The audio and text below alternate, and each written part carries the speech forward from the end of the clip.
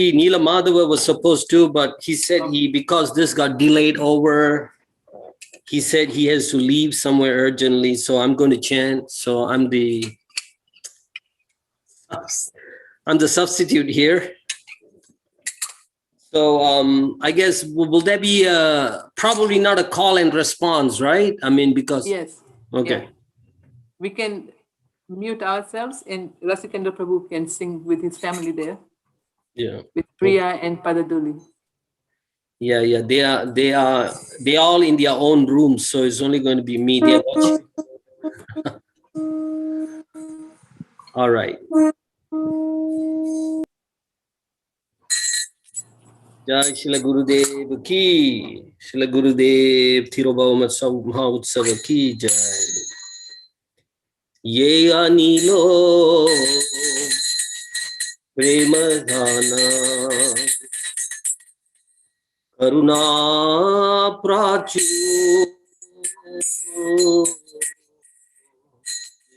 ye anilo prema dhana karuna prachu Teno Prabhu Kota Gela Acharya Thakur Teno Prabhu Kota Gela Acharya Thakur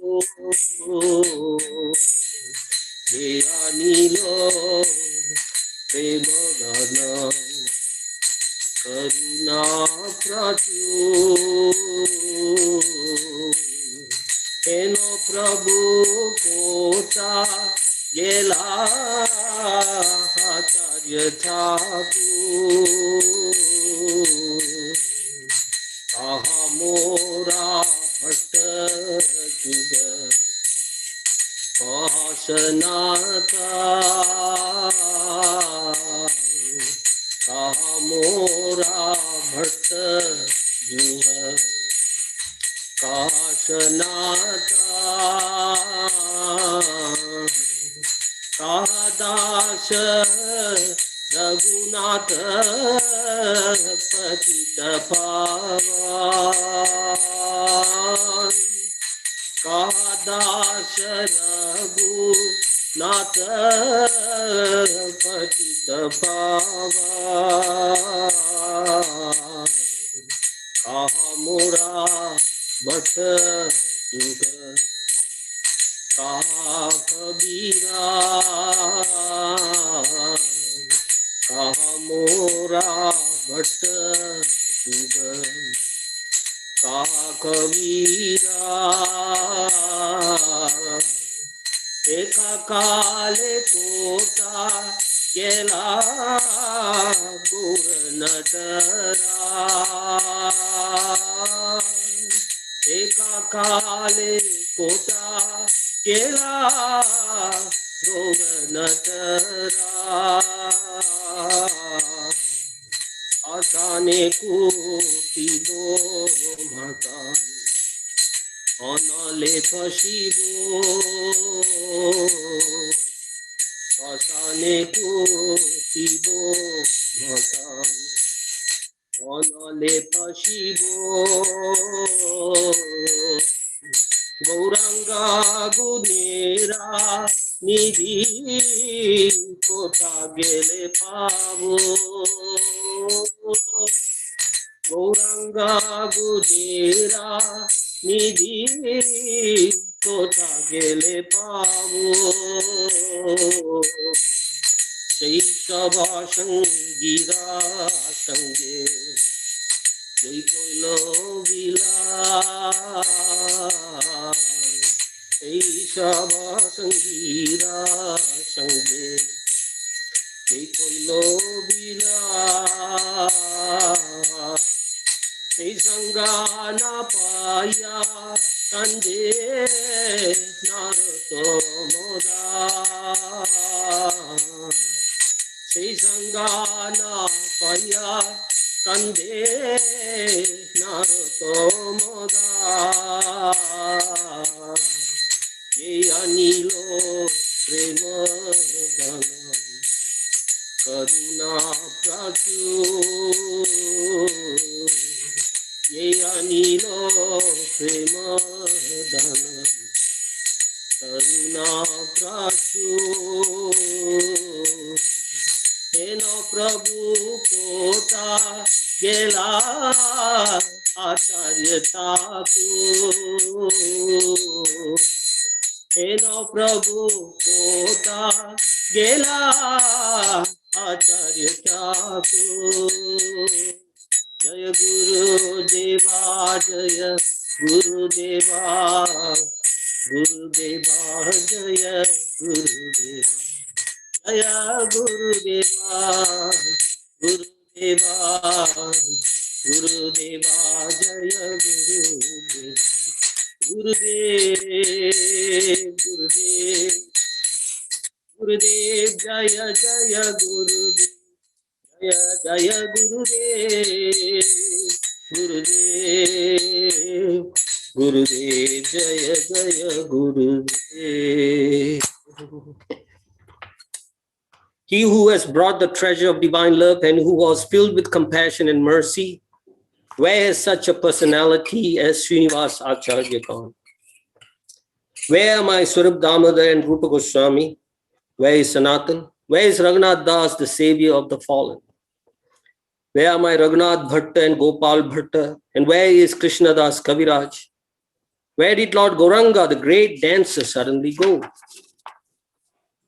I will smash my head against a rock and enter into fire. Where will I find Lord Gauranga, the reservoir of all wonderful qualities? Being unable to join the association of Lord Gauranga, accompanied by all these devotees in whose association he performed his pastimes, Narottam Das simply weeps. Hare Krishna. Hare Krishna. Thank you, Rasikendra Prabhu. So we would like to officially welcome you to the 19th Disappearance Festival of Srila Tamal Krishna Maharaj Srila Gurudev. We are going to start with a recorded video just because it's technologically easier for us to do that. This video comes from our sannyasi god brother, Asit Krishna Maharaj, who is inseparable from the Govardhan ashram. He is Keshav Bharati Maharaj's right-hand man in managing the ashram. So Maharaj is not able to join us live, but he did a video recording which Chirag Prabhu is going to play now. So Chirag Prabhu, please play that recording.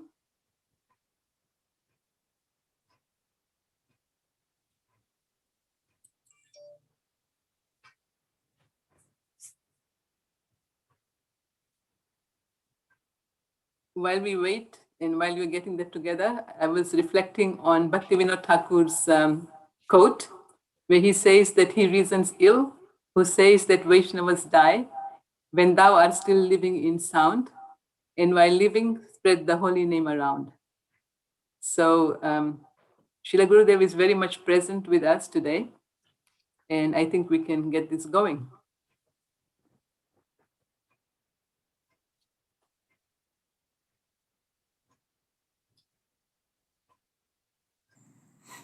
Hare Krishna.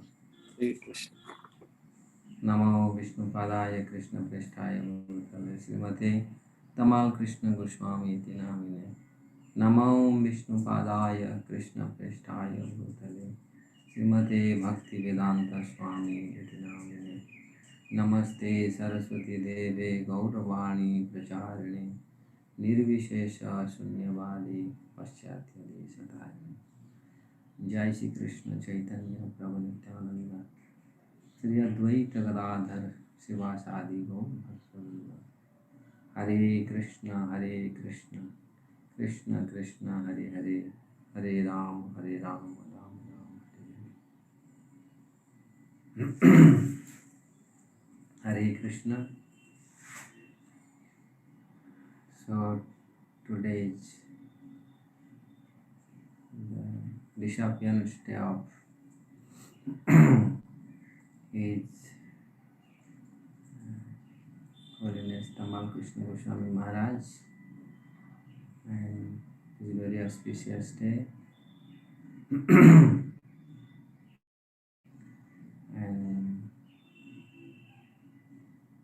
Guru Bhakti Mataji, she wrote to me to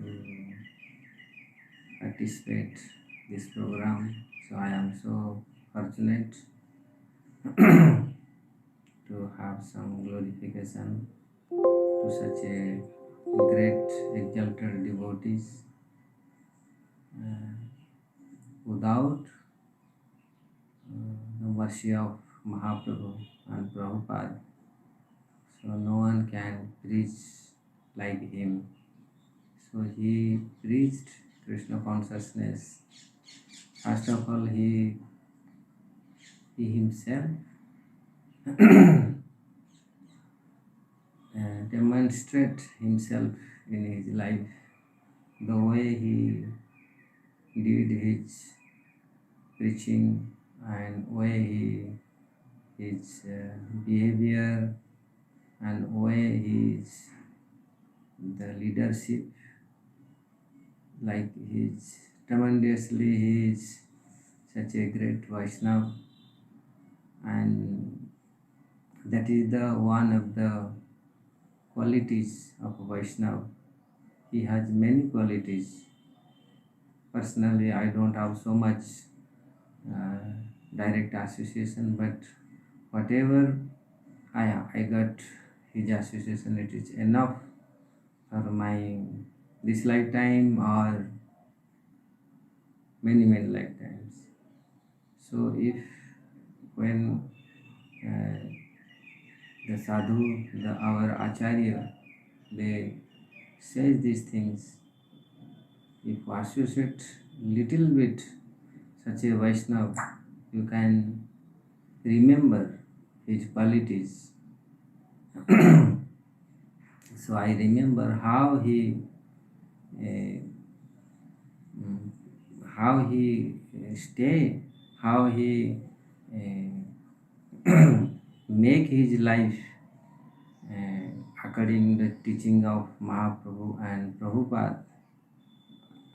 Everyone who have experience, we can know how according the Shastras, I saw in his service and his preaching, I saw he always put the emphasis, always he, whatever he did in his in Krishna consciousness, and he encouraged thousand people, and he brought many souls to Krishna consciousness. This is not ordinary things, and I remember his greatness, how he so enthusiastic, how he has always new plan for preaching, how he never sit silently, or he never sit like he never sit, he has always plan, because whenever I meet him, he has the plan how always he can preach in new ways. So it means he got actually Prabhupada and Mahaprabhu mercy. That's why he can preach. So I remember he has, because when Prabhupada gave him this very nice name, Tamal Krishna Goswami Maharaj. So Tamal, and we know how Tamal, when I remember in Bhishmadev, in Bhagavatam, first canto, Bhishmadev prayer, one of his maybe second verse, his second prayer, second verse, he spoke that Tribhuvana Kamanam Tamal Varanam Rabi Kara Gaurava Rambara Dadhane Bapura Alaka Kula Vratam Nanabjam Vijaya Sakhi Ratirastu Me Anavadya. So one of the Krishna's qualities, here Bhishmadev remembering Tribhuvana Kamanam Tamal Varanam. The Krishna's the form is looks like Tamal Varna. His Varna was Tamal Varna. His color is Tamal Varna. And Maharaj's name also Tamal Krishna. It is related, and we can see how he also his samadhi here in Pushpa Samadhi. Whenever I go, every day I go to his samadhi, put my first obeisances in the morning time, and you can feel he was sitting in the grove of Tamal, many trees, and I was thinking how it is. Prabhupada, he came Krishna consciousness, and Prabhupada gave him this name, and he got the place in feet of a Giriraj. His Nitya Lila, he entered and the Samadhi was such a place, so many Tamala trees is there. So it is related, it is not a coincidence, it is like a pre-plan. Krishna has this pre-plan. So how he is so much dear to Prabhupada, dear to Mahaprabhu, Chaitanya Mahaprabhu, and dear to Krishna and Giriraj. You can see he gave his shelter, his place, his dear devotee in his lotus feet. So, and I remember when Maharaj came in Govardhan, so they want to take one Giriraj Shila to Houston temple, and all of you maybe you knows the stories, and how he appropriate way he took the Shila. He first sit there and he was waiting how which Shila we can take and what is the indication, how Krishna gave him indication to how to which Shila. So he was sitting and chanting there. He was waiting. You can see, and after maybe 10-15 minutes, one cow came and lick one Shila. He was licking one Shila. So Maharaj says, okay, take that Shila, and that Shila now in Houston temple. So how you see how he reciprocate in Krishna's dealing is not whimsically. Our path, our parampara is not whimsically according the shastra, and he was waiting how we can take, if you take Giriraj, if Giriraj wants or not. So immediately one cow came and he was licking that Shila. It means Giriraj showing, okay, I am this Shila wants to go. So this is his devotion. We can imagine he never did anything. Sometime, because I know personally, his outside is so, sometimes it's so heavy, hard, but like he's like coconut. Outside is very hard, but inside is very soft. So I am so fortunate. I have some connection with him. So those who have got the connection, even his follower, even so many devotees, they got so much benefit, and in the future, and his class, we can hear his class how he is so intelligent. I don't want to take so much time because it is his the service to Prabhupada and Mahaprabhu is so much. If you start so much you can talk. So I am paying my obeisances to his lotus feet today. Beg his mercy. He is looking in spiritual world and giving his mercy. He has that so much eager to serve Prabhupada, serve Krishna. So if we can got little pinch of adhikar, pinch of the eagerness, so we can also serve Guru and Krishna. Srila Tamal Krishna Goswami Maharaj ki jai. Yeah. Srila Prabhupada ki jai. Hare Krishna. Okay, thank you. Thank you so much, Chirag Prabhu, for running that video. And we thank Asit Krishna Maharaj for making that time and sending us the recording.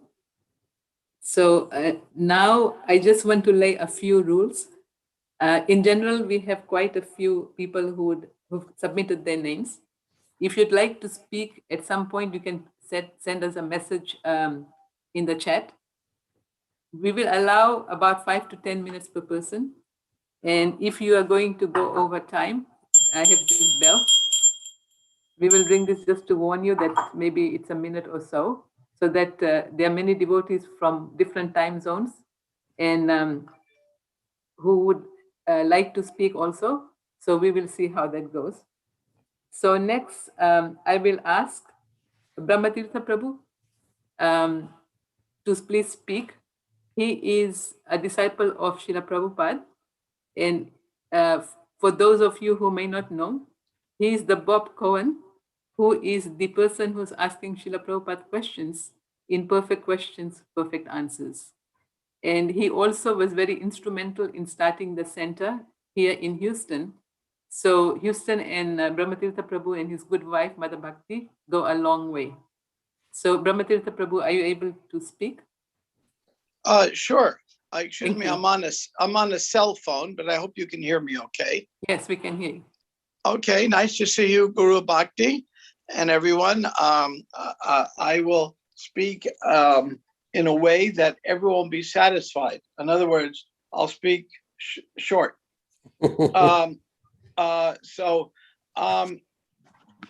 I first met Tamal Krishna Maharaj, he was passing through Houston when I was there with Radha Damodar. So I spent a day on the Radha Damodar bus. Now, Radha Damodar was a very intimidating party at that time, especially if you were Grahasta. The mood was Grahastas had settled down. It was a very brahmachari party. And yet I found the bus to be an amazing experience. And I saw the spiritual potency. And I watched as Tamal Krishna and Vishnu John Maharaj, they went to, I think it was University of Houston campus. And at the campus, you've heard this, they said the Vishnu Jana would make the web and Tamal Krishna was the spider.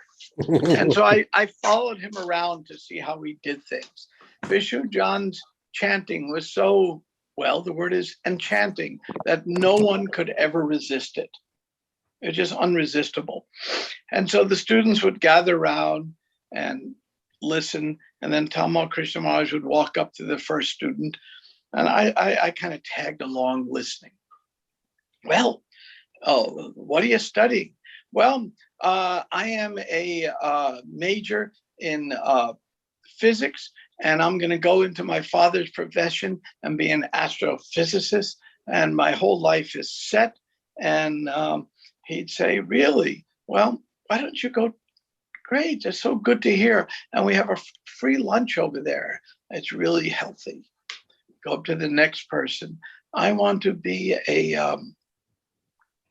I'm going to study biology, and later on I'm going to become a doctor and blah blah blah. And he'd send him to the prasadam line. Then he'd get to the third person. He said, "Well, what do you study?" Well, first I was studying psychology, then I switched to philosophy, and now I'm studying history. In other words, they had no idea what they wanted to do. And so he'd say to them, really? And he'd put his arm around them and talk to them. And he'd spend a lot of time with them because he knew they were a very good candidate. They were right. And before the day was over, that person would get their belongings and join the Radha Damodar bus. And it was very powerful the way he did that. It was, Tamal Krishna Maharaj was always calculating. When I was with him, I would sometimes wonder, looking at his forehead, am I seeing a forehead or a calculator? Because he would he would figure things out way ahead of the rest of us. So he figured out how to get, in those days, it was different than now, people to join a traveling bus. It was like joining Peter Pan's party to the young folks who would join. It was going to, for those who are familiar with Peter Pan, it was going to Never Never Land. And it was just like that. So that was my first direct encounter with him. Then in 78, the zonal acharya system began, and he was assigned Houston, and everyone fled. People had a choice of, we were like baseball players. If you were with the Houston team and you wanted to go to the New York team, you had to be traded. You were a property of that team. They had no free agency in baseball then, and there was no free agency in devotees. So you were part of a team, and you were part of a zone. Hardly anybody lived outside the temple, though I did. And Tamal Krishna, when he took over, everyone kind of fled. There was mostly grahastas, and the brahmacharis there went off to the Florida zone. So I was thinking, well, maybe I'll flee too. And TKG came up to me and says, "You can't leave." He says, one of the core programs I had started was a life membership program in Houston, because I came back from India. I spoke some Hindi. Kuch Hindi janta hai. And so I had a little Hindi, and I knew the culture. And the first wave of immigrants from India, a lot of them came to Houston. That was before the shopkeepers and motel keepers could get visas. Only engineers could then.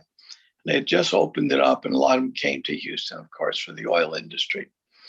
So I was fairly successful. Some stalwart devotees like Dwarkanath and others became devotees during that time. First life members, then devotees. So he said, "You can't leave." But it turned out to be a wonderful adventure with him. I had nothing to complain about. Then I'm going to fast forward to two more little adventures that are very relevant. One was when Hari Dayananda Maharaj went back to college in late 80s to finish his bachelor's degree, went on to get his PhD in Sanskrit. Prabhupada had written him a letter to finish his degree. So it wasn't strange, but for a sannyasi guru to go to college seemed that way. So Tamal Krishna Maharaj put his arm around Hari Dayananda Maharaj's shoulder at Mayapur, and they were very tight friends. And he said to him, not so many words, "No need to bloop." He didn't think Hari Dayananda Maharaj was blooping, but going to college was kind of weird. So he says, you know, just because it's chaos in this country, you don't have to do it. But he understood that instruction from Prabhupada. Then I get a call from Tamal Krishna Maharaj in the 90s, some years later, I can't remember, precisely mid-90s. And he goes, "Where's Hari Dayananda Maharaj?" I say, "He's in Santa Barbara. I've just been visiting him." He says, "I want to go visit him." And I'm burned out. I got to figure out what I'm going to do. And I said, "Sure, Goswami, I'll arrange that." I said, "In fact, your guest room is all ready. It's real." And he turns to me and goes, "You know, I have my standard." I said, "It's up to your standard, I promise you." So I immediately flew out there for a week and stayed a month or two. And by the end of it, he was enrolled in SMU or applying to go to SMU. You know, he was applying to go to SMU about 9 months after the application deadline had closed. And of course, he was accepted right away. Lonnie Cleaver, his mentor there, realized he had a living specimen. And imagine having a living specimen for religious studies. So I would meet with Tamal Krishna Maharaj at the American Academy of Religion every year. I was doing a project that required me to attend, and I would watch him float, not walk. He had these beautiful silk radiant dhotis, and he would meet with all these scholars. They would form circles around him, and he carried a bag, would always give them gifts, and he would go to their, in my opinion, horribly boring lectures and sit there and listen, because he knew they won't listen to me unless I listen to them. Kind of like the way Lord Chaitanya dealt, very much in Lord Chaitanya's mood.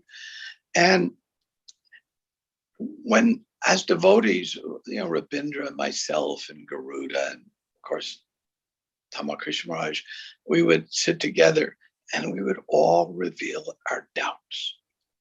Because when we get into academia, the things that we assumed axiomatically, the scholars might have disagreed with, and turns out that they were challenging some of our core assumptions.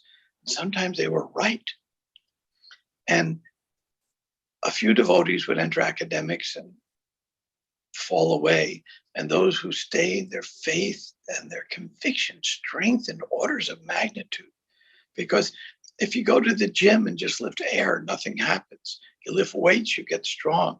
So we take our mind and we engage it in trying to understand what Krishna says, not doubting what Krishna says. Krishna says on the taste of water, we're not doubting it.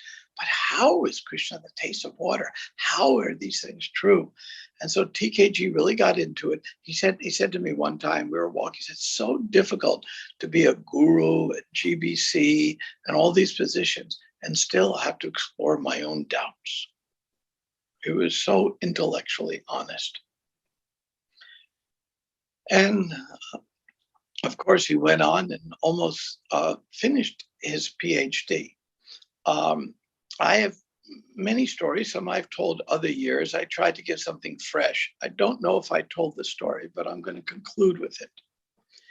And it's a story told to me by Yamuna Devi. 2 years before Yamuna passed on, or before TKG passed on, I mean to say, decade before Yamuna left, I was with her, and she's very instrumental in my own spiritual life in the early days. She's the one that kind of really connected me deeply with Prabhupada. So I was very fond of Yamuna, and so just the two of us talking. And she told me, she said, I had a conversation recently with Tamal Krishna Maharaj, and she told me about it. She says, when I was in Vrindavan in the early 70s, he was so mean to me. He was so heavy. And so she said, I approached him about it, which was a brave thing to do. And she says, Goswami, you are so rough with me. And this is 30 years later. And TKG said, tell me all about it. So Yamuna told him.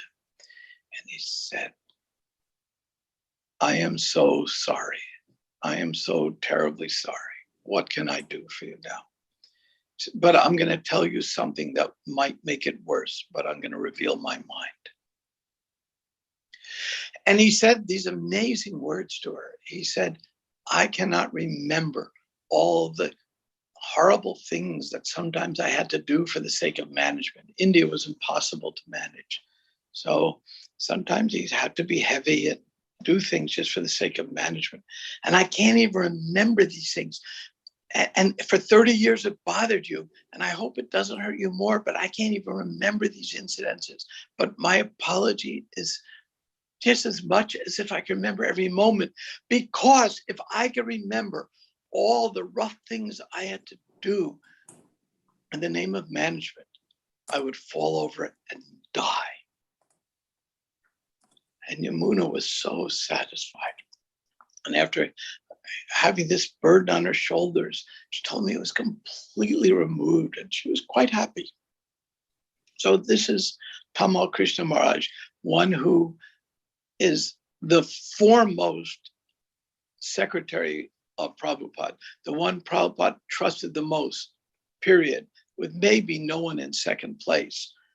He was the most innovative, and he was also one who changed with the times and was leading edge in so many areas. I could probably go on for quite a while talking about his leading edge approach. I have many examples, but I think I've taken up more than the time allocated to me. I'm very privileged and honored to be speaking.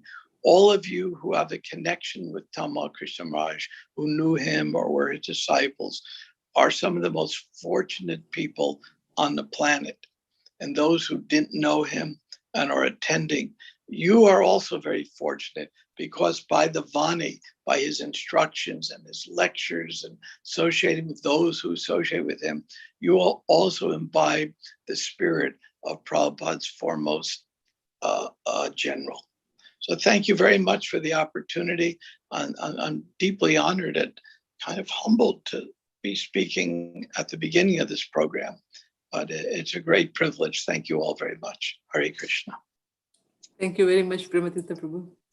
We really appreciate you taking the time. Of course. And for looking kindly upon us in Houston and being a very nice uncle to us. Of course. Haribol. Hare Krishna. Next, we are going to, Brahmatirtha Prabhu mentioned that Tamal Krishna Maharaj's Vapu and Vani was there. So he has written several books, which we would like to showcase today, just so that we can start thinking about them. And in case you haven't acquired them or would like to share them, we would like to show you the books that Srila Gurudeva wrote and which are now available. Not only that, but today the foundation is making a very special offer, a special gift for this special day, that if you order the books today, you will get 20% off on any of the books that you order from Srila Gurudeva. So Chirag Prabhu is going to put on a slide which shows the books that are still available with us. He'll share the screen.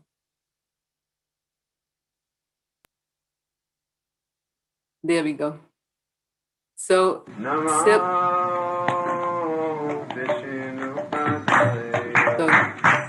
that's a little bit. So I would like that volume to be a little bit down. As you know, the Signs of the Servant of the Servant has been reprinted. It's available in hard and soft copies. And it's a classic about classic ISKCON history. And Tamal Krishna Maharaj speaks about his experiences as a devotee. He did not write an official autobiography, but this is the beginning. Then in a Hare Krishna at SMU is a collection of essays that he wrote while he was at SMU. And a lot of them give very personal examples of his life and share his insights in Krishna consciousness. A very beautiful book to read. So we learn more about him there. Then, of course, you know the drama of Lord Jagannath. Then he wrote, of course, two books about Srila Prabhupada, the Srila Prabhupada Antya Leela, which is a drama about Srila Prabhupada's final pastimes. And then he maintained a diary, TKG's diary, while he was serving Srila Prabhupada at the end of his life.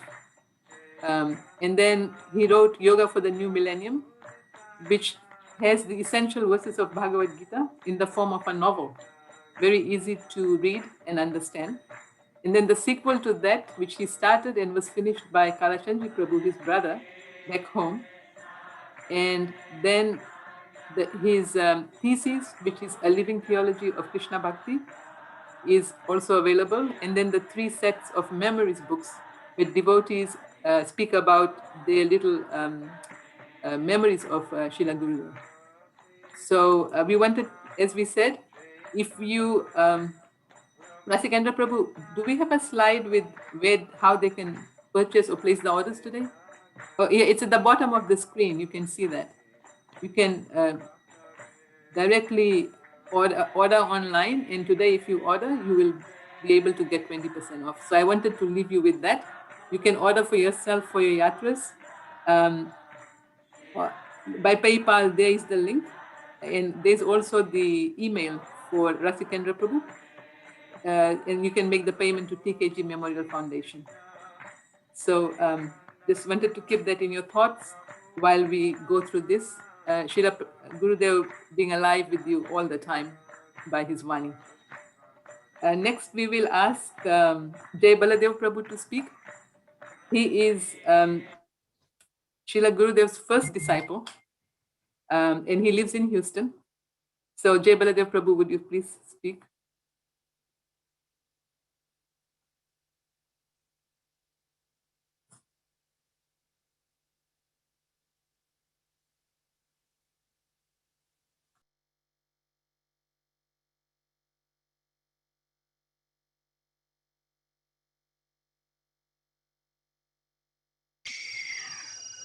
Jai Baladev Prabhu, you have to unmute. Okay, thank you. I'm an idiot. Hare Krishna. Well, first of all, I'm not his first disciple. I think his first disciple was one Mataji in Fiji. Can't remember her name. Then he had Narani Mataji. I think you are the first in the US. Yeah, he had initiations in India. Then he came to America. Well, as we all know, Gurudev had many facets, and as Brahmatirtha Prabhu was mentioning, he could sometimes be heavy, and as Maharaj was mentioning in the beginning, it's like a coconut, hard on the outside and soft on the inside.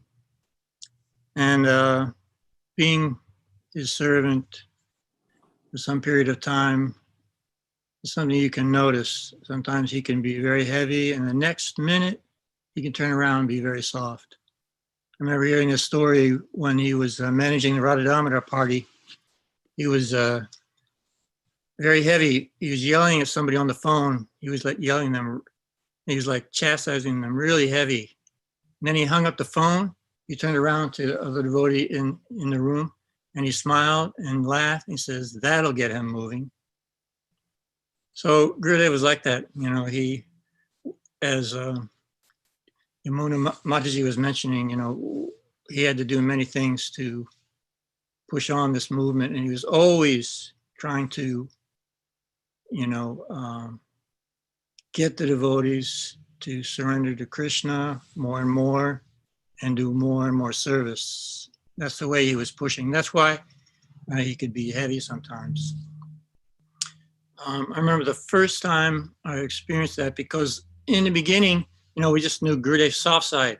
He's giving lectures, he's in the kirtan, he's enthusing everybody.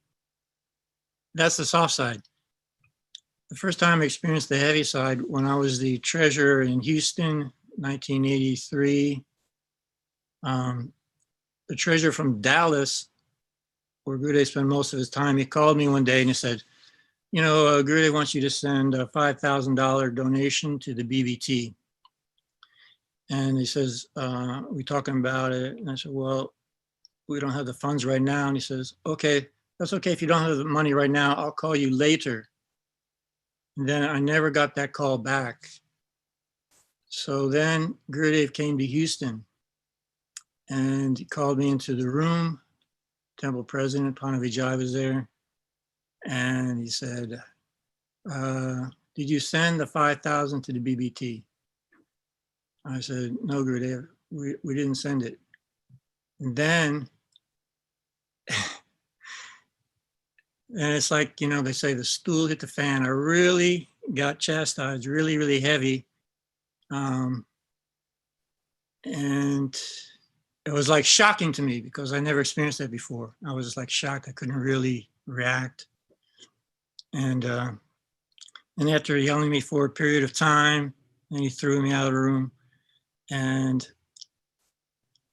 then he, Panav told me later, he turned to him and said, you think I was too heavy with Jai Baladev? I could have, afterwards, you know, I talked to the devotee and the treasurer in Dallas, and he says, oh, you took the bullet for me. said, yeah, I did. But if I had known what was going to happen, I wouldn't have taken that bullet. I would have said, well, that devotee never called me back. That's why it didn't happen. But Gurudeva was very meticulous about the BBT. He, not only just being the trustee of the BBT, but he had made a promise to the BBT management that he was going to give this donation from Houston, $5,000, and it didn't happen. So that's a lesson that I learned. Hare Krishna. Thank you so much. Very short and sweet. Thank you. Next, we will ask Dwarkanath Prabhu. Brahmatirtha Prabhu was mentioning that one of the first devotees he made in Houston was Dwarkanath Prabhu and also Gaurachandra Prabhu. So Dwarkanath Prabhu is here and we'll ask him to speak. He has been doing the purchasing for the temple since time immemorial and serving Shri Shri Radha Nila Madhava, and before that Nitai Chaitanya Chandra as a pujari, a very blissful pujari forever. Yes, all glories to Srila Gurudev and all glories to all the devotees of the Gurudevs. I started at Houston ISKCON with my actually Shiksha Guru was the Brahmatis Prabhu. He is the one who actually introduced me to the ISKCON back in 1975. Since 1975, I was very actively engaged with the ISKCON. I was actually single, not married. So I was free. I was almost all the day staying in after work. I always come to the temple and stay from morning. Then I go to the work and then come back evening again, stayed at the temple.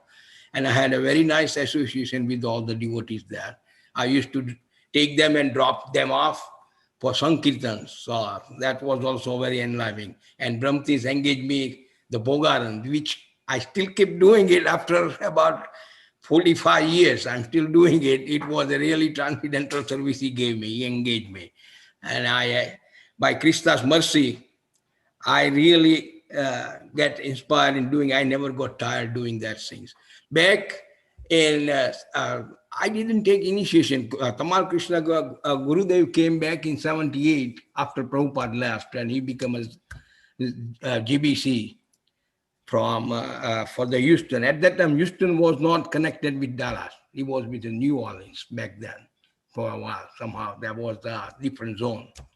So when he came to Houston, I can see that previously there are many other GB management were there, but they didn't do anything. They didn't notice anything. But Gurudev immediately noticed that this is not appropriate for doing the worship for the God Nitai. He required more opulent place than this. So he moved. We had a small temple room, second floor, just maybe about 400 square feet, not even bigger than that. And he said, this is not enough and nobody can come here and even have a darshan. So nobody will be attracted with this thing. So he started, he moved, he renovated the temple, even though the building was almost 100 years old and is all running down. And he still had a big plan. And he renovated the downstairs and have a nice temple room they made. It was very nice, even very intimate, very nice. But after a while, then people are coming, and that also room was very small. So he again make a plan, says this place is not big enough. There is no parking lot.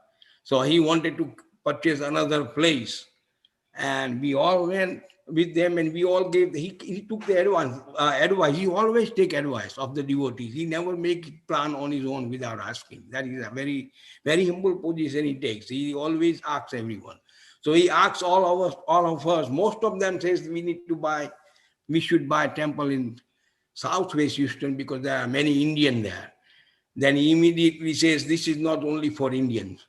This is mainly for all over. This is international society. It's not just Indian. So he wanted to find the place where he can attract everyone near the downtown and everything. So finally we found the place at the 34th Street. And his plan was really, really perfect plan by Krishna. So you can see how Guru sees in future instead of just seeing short-sighted, just Indian or something. And he developed the 34th Street temple. He was also our old church. And he enthusiastically developed that temple in the old church, and he renovated. He personally came and he supervised plan and everything. He took his god brothers, very expert advice and everything, and he beautifully made. I remember that temple was so beautifully renovated. Everyone attracted with that thing, the way he did. Also, same thing he did. He made the in Dallas. Dallas was also, before he took the Dallas, in Dallas, the temple was just a simple. There was nobody had any initiated to do any development. But when Gurudev came, he saw that thing and he had a big vision. He always have a big vision for preaching and attracting things. So he renovated that also very nicely. And he put his personal effort. The first restaurant he opened there. And he personally supervised that restaurant to make sure he attract the Westerners. He wanted to preach Westerners. That is his main thing. He wanted to have a gorgeous deity worship and also gorgeous Harinam Sankirtan. He was very emphasizing on this. He was demanding everyone to create that thing. So I say, Gurudev, you are the most blessed Guru I have. And I pray that you always inspire me to carry on the instruction you have given me. And I always remember your instruction. Thank you very much. Hare Krishna, and all glories to Srila Gurudev and all glories to Srila Gurudev's disciples. Hari Bol. Yeah. Thank you. Thank you, Dwarkanath Prabhu. Very nice offering. Next, we have a guest, His Grace Navina Nirada Prabhu. He's from Zurich. If you remember, Srila Gurudev did a series called Preaching in Zurich, in which he mentions Navina Nirada Prabhu. So Prabhuji is visiting us in Houston, and he very graciously agreed to speak. Hare Krishna. My obeisances to all of you and to Srila Tamal Krishna Goswami Maharaj. It's my great honor and fortune to be here in your assembly. I don't know, you can see me or you can hear me? We can see and hear you. Okay, all right. So I remember from the 80s, we had very wonderful exchanges. I was assisting Harikesh Prabhu, then Maharaj, and he was next door neighbor to Tamal Krishna Maharaj in the Conch building. So I was on the servant detail. I was always outside of the room. And so I had some interactions with Tamal Krishna Maharaj. I remember very fondly the kirtans that were taking place in his room sometimes, especially in the later years, and the parikrama, where all the GBCs and sannyasis together would chant and dance for hours and hours and hours. And then in the evening, they had their own camp with tents, and with Kripamoy Prabhu and Tamal Krishna Maharaj and others, they would just sing bhajans there. And we were camping next door and just in this way experiencing how the devotees were very loving. They were very tight. I could see he had a very loving nature. So he had many friends amongst his god brothers. You mentioned he came to Zurich, and he was happy just being out of his zone, out of management, and he could just be like a guest. He was just really having a great time being there. One time, I was in the car with him as we drove to Jamastami Festival, Navajadani Singha Kshetra in Germany, which is about a 4-hour drive. And he was telling us, Harinamananda Prabhu, myself and the driver, he was telling us many stories from the old days, Radha Damodar and Bhukti Sibhush and others. Then I had the great fortune to be here together with him in Houston and Dallas when Kaustubha Prabhu and Yagya Purush Prabhu were leading Bhukti Sibhushan in the 90s in North America. So he always invited us for prasad, to take prasad with him. I remember he liked those baked potatoes in and other dishes. And although others warned me, they said, he's a heavy guy. He's really intense. He's really strong and forceful. But somehow, because we're book distributors, I only experienced his sweet side. I only experienced a lot of affection, a lot of, he showered a lot of kindness on me. So I consider myself very fortunate. I'm very privileged to have had his association. And I still have his association in the form of his disciples. I'm very grateful for that. Asit Krishna Maharaj, Sarvabhauma Prabhu, Ekachakra Prabhu, Radhacharan Prabhu is a long list, and they're all exemplifying the qualities of Tamal Krishna Maharaj. So for me, he's very much alive. He's very much present amongst us in his disciples and in his legacy, in his teachings.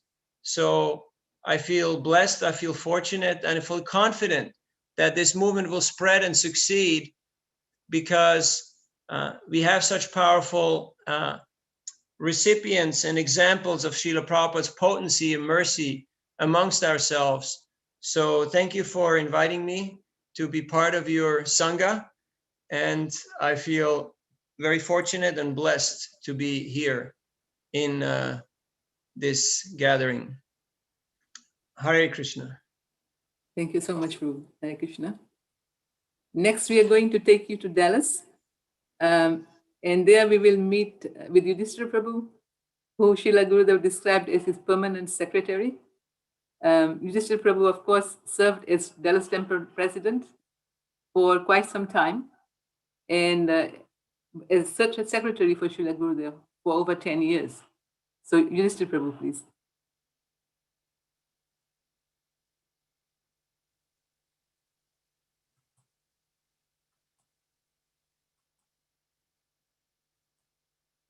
You are muted, Prabhu.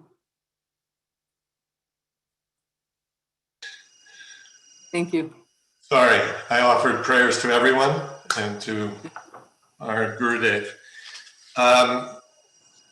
Wow, I'm glad I didn't follow Brahmatirtha Prabhu. That was one of the things I was happy for. Thank you, Mother Guru Bhakti, for organizing things. And Navina Narada Prabhu said, that he is present, that our Gurudev is present in his disciples.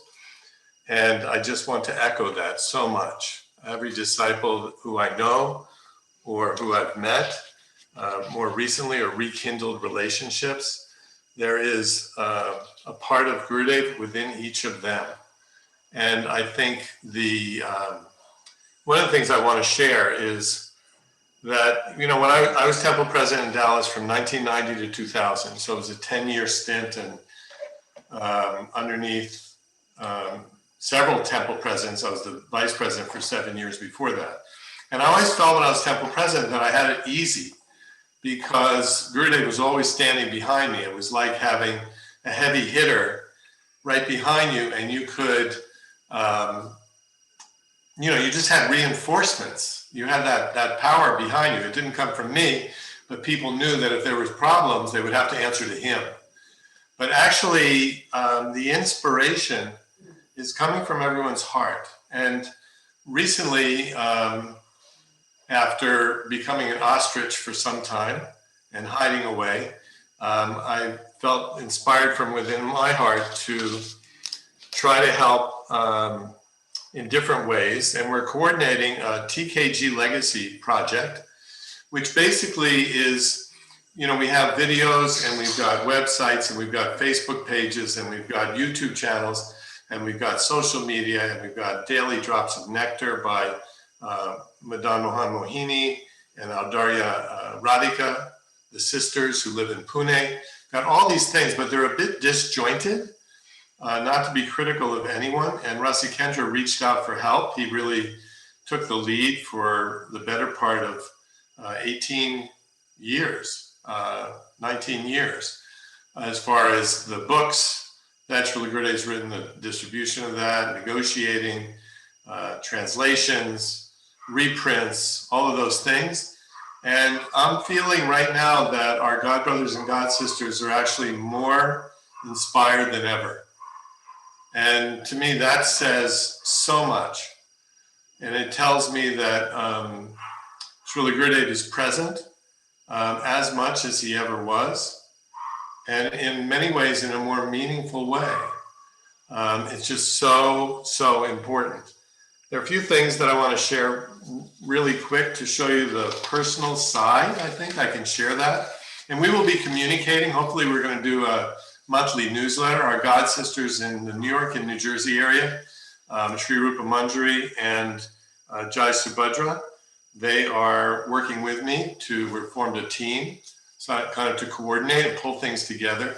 And the response so far has been great. We're going to try to contact leaders in each region from Fiji, Australia, Taiwan, China, Israel, Europe, the continental Europe, the UK, India, different areas, to principally try to get all the disciples we can onto the lists so we can communicate and help support one another, because after all, we are an eternal family.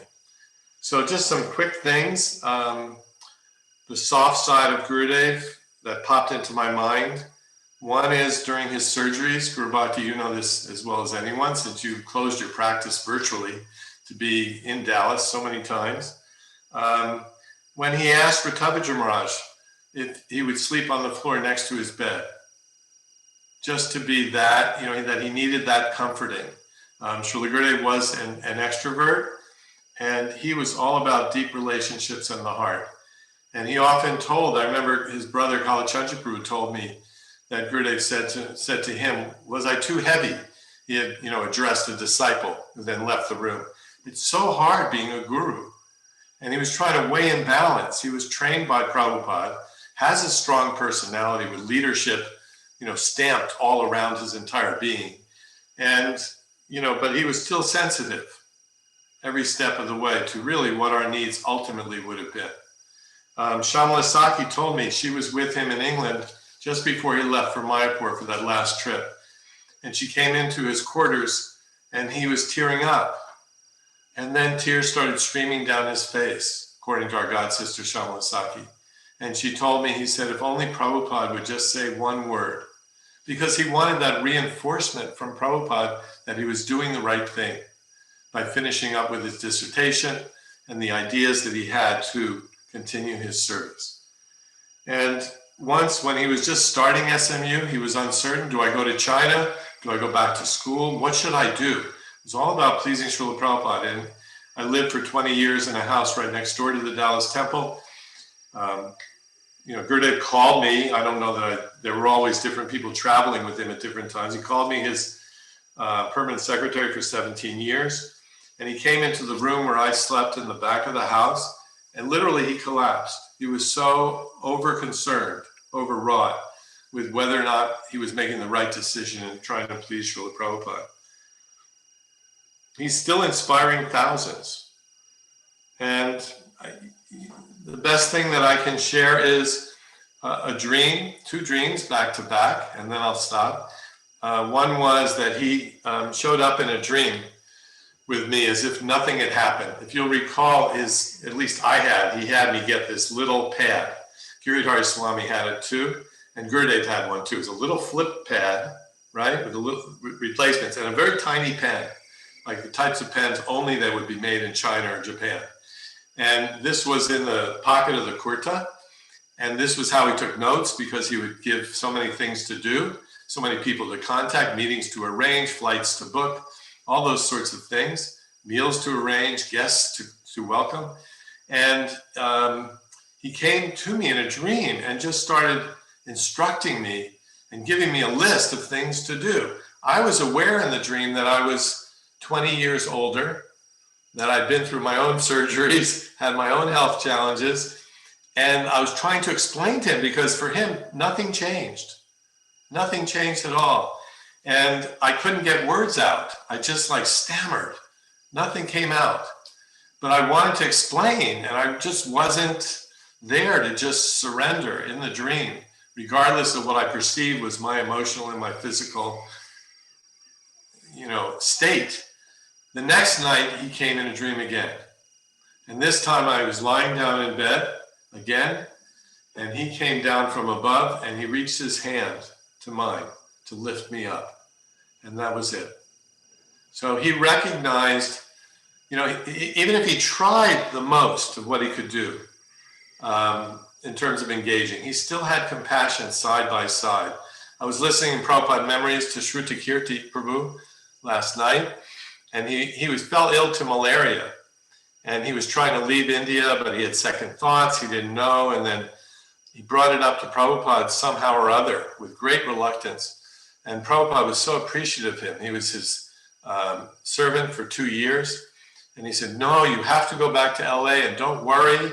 I'll meet you there. And Prabhupada really looked out for him. And I feel like Gurudeva is looking out for us in the same way. He was trained by Prabhupada like no one else. So that's all I can share. But to all of you, my respects, my appreciation. I feel like each of you is a desire tree who is connected with roots to Srila Gurudeva, and I feel his presence more and more through each one of you. Hare Krishna. Thank you so much, Yudhishthira Prabhu.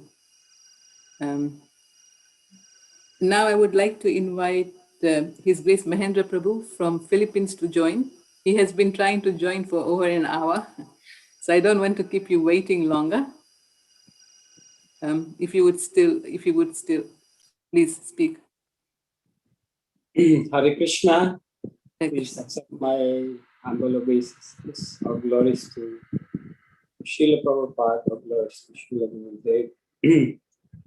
Thank you very much for having me here. So what I can share is what the last days of Srila Gurudeva, I was fortunate enough to be with him in India. And the first time I saw him in India at that time, that was 19 years ago, was when he arrived from London, and we met him by the entrance of the Mayapur temple, the temple of the Panchatattva. And then he proceeded to offer obeisances to the deities of Srila Prabhupada. Then we came in front of the small deities then of the Panchatattva. The two famous twin brothers, Gyananivas Prabhu and Pankachakri Prabhu were there. And he said loudly, how can devotees be attracted or have mercy of the Panchatattva? They're very small. So we know history. The big Panchatattvas came because Gyananivas Prabhu took it to his heart about the statements of our Srila Gurudeva. And then we met in his room, and he announced his activities and the activities of his disciples. He said that daily we will go to the Ganga just before having a lunch, and we will honor Mother Ganga by bathing. And then he will give lectures every morning, and then he will have the nightly bhajans in his room. So these were the activities of his disciples with him at that time. And I was there every day with his lectures. And in the third day of his lecture, we were very much happy because he invited some of his god brothers. And just before the lecture, one of the lecture, he said to his god brothers that I'm entrusting you, my disciples. And he said to us also, he said that these are my god brothers. As you respect and give honor to me, you should also respect them and give honor. So it's like at that time when I heard that, it's like the first time he said to me that come to India with your wife and meet me. At that time, I just felt that something is about to happen. So it's like he's entrusting us to his God brothers, senior God brothers. And then every day we went to the Ganga just before he's taking lunch. And in one of the days, I got late in walking with him, but somehow I saw Radhanath Swami, His Holiness Radhanath Swami, and I walked beside him and said to him, Maharaj, please be careful, so many human stools around. And then Radhanath Swami said that, don't worry, I'm lower than the worms and those stools, so don't worry about it. And I was very fortunate enough that Srila Gurudev was already there with some of his god brothers in the water of Ganga, Mother Ganga, and I held the clothes of His Holiness Radhanath Swami. So this incident became so much striking to me because when Srila Gurudev passed away, I was looking for a Shiksha Guru. And I felt that Radhanath Swami, uh, I, by listening to his lectures in the YouTube, I'm gaining so much instruction from him. By listening to Radhanath Swami, I always remember the instructions of our Srila Gurudev. And then the daily bhajans and kirtan in his room. At first, we were only few. The first day of the bhajans, we were only few, and most of them are our god brothers and god sisters, and several of his god brothers. But the kirtan began, and then on the third day, it became so much. The news about the kirtan spread, and by the third and fourth day, the room was all filled up. And if you get late in coming, you will not have a place. So I told to my God brothers who are Filipino God brothers, I told them, oh, Srila Gurudev is starting another thing, just like when he started book distribution and Harinam in the streets, where there's so much discipline and nice clothings among the devotees. I read that from the servants of the servants. And then I was saying, oh, he's starting another thing again.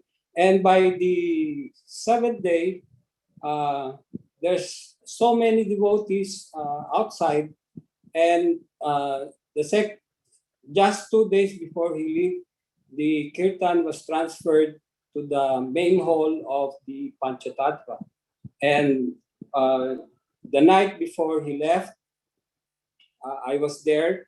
I was sitting near his at the back of our Srila Gurudev. Together, he was sitting with his god brothers, and just before around 10 p.m. or 9 p.m., he started. He got up and he tried to excuse himself, and then he had most of his god brothers before that.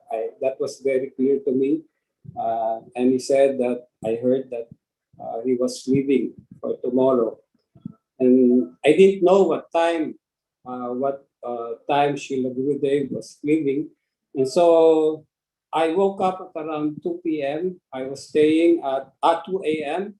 in the morning, and I want to see our Srila Gurudev to depart from India. So I woke up at 2 p.m. The Gada Bhavan building where I was staying with my God brothers here in the Philippines. The main door of the Gada Bhavan was still closed. So I had to climb the ledge of the building and try to go down. And I was safe enough. I was able to go down. Then I went to the building where his room was, and it was still dark. And I was amazed that the main door was open. So I entered the building and went towards his room. I was there chanting my rounds from 2:30 a.m. to around 4 o'clock in the morning up to 4:30. Then the Mataji from New Zealand was there. They said that, oh, he just came from outside of the building. And she said that, oh, we're being late. Srila Gurudev is not yet awakened. So actually, Srila Gurudev at that time, he did not awake on time. And I was there all the time seeing everything. And then I saw them packing the prasadam that Srila Gurudev will bring. And then I remember them telling that the sweets were not properly kept, and there were already some insects. And so those things were there, and I was just looking from the outside of his room. And then when they finished preparing, Srila Gurudev went first. He opened the screen door, and he saw me, and he looked to me. He looked to me at the right side. I was on his right side. I opened the screen door for him, and he said, "Oh, Mahendra, you're here. We'll see each other again." So that was the last word that I got from him then. And then everything was very fast. And then he went down, and then I caught up with him at the Garuda Stamba. And then at the Garuda Stamba, I was at the back of his, and he was saying that Garuda is our official carrier towards the kingdom of God. That's the words that I heard from him. And then things went very fast, and the taxi where he was to go came, and then he boarded on the front side of the taxi, and then I got thinking again, some feelings. Why did he ride in the front side? Because our experience when we were coming from Kolkata to Mayapur, the travel was very dangerous. The Indian driver which took us on the taxi said that all the side mirrors are not connected in all transportation because they are being caught up in some collision. So I was thinking like that. Why did he rode on the front side? It's quite dangerous. So everything is history. I was there when during the last part, and most striking is that all his disciples we were collected in one room, and all the senior disciples of Srila Prabhupada, his God brothers, spoke one by one and assured us about Srila Gurudev. And there was a story about Lochandas. They said that Lochandas saw the vision that Srila Prabhupada was there taking up our Srila Gurudev for another mission. So I was quite fortunate to be there. It was a long day, and I was also able to be one of the palanquin carrier when Srila Gurudev was lying on the palanquin, and I felt some blood falling down on me, and it was a long day, and I was looking down. I can still see all the pebbles on the road where we were walking, and so many devotees were there to witness the passing of our Srila Gurudev. And because of that, all his god brothers were also speaking. So with this, I would like to say that thank you very much.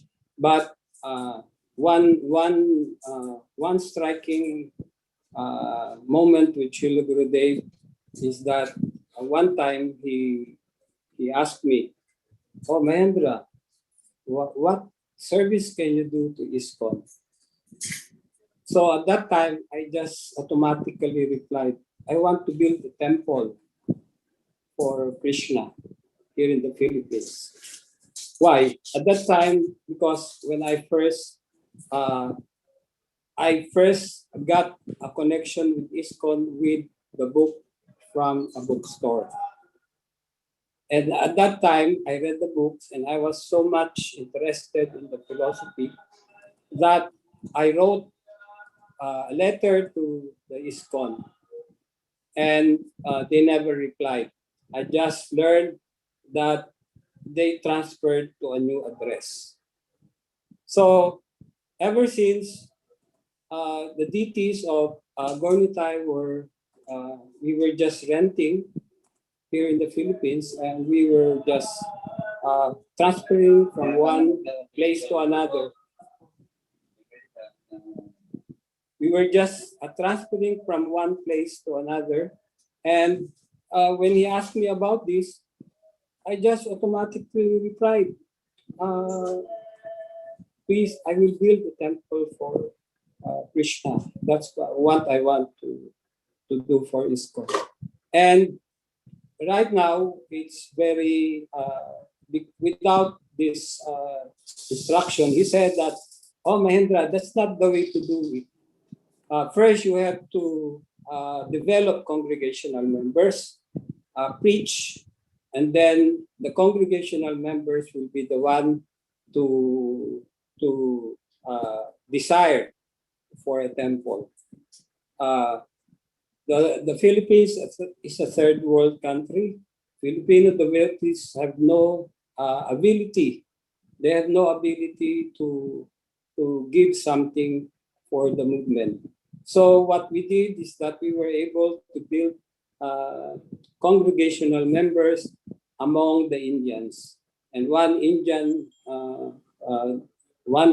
devotee, he came forward and he helped us so very much to establish the temple in the metropolis.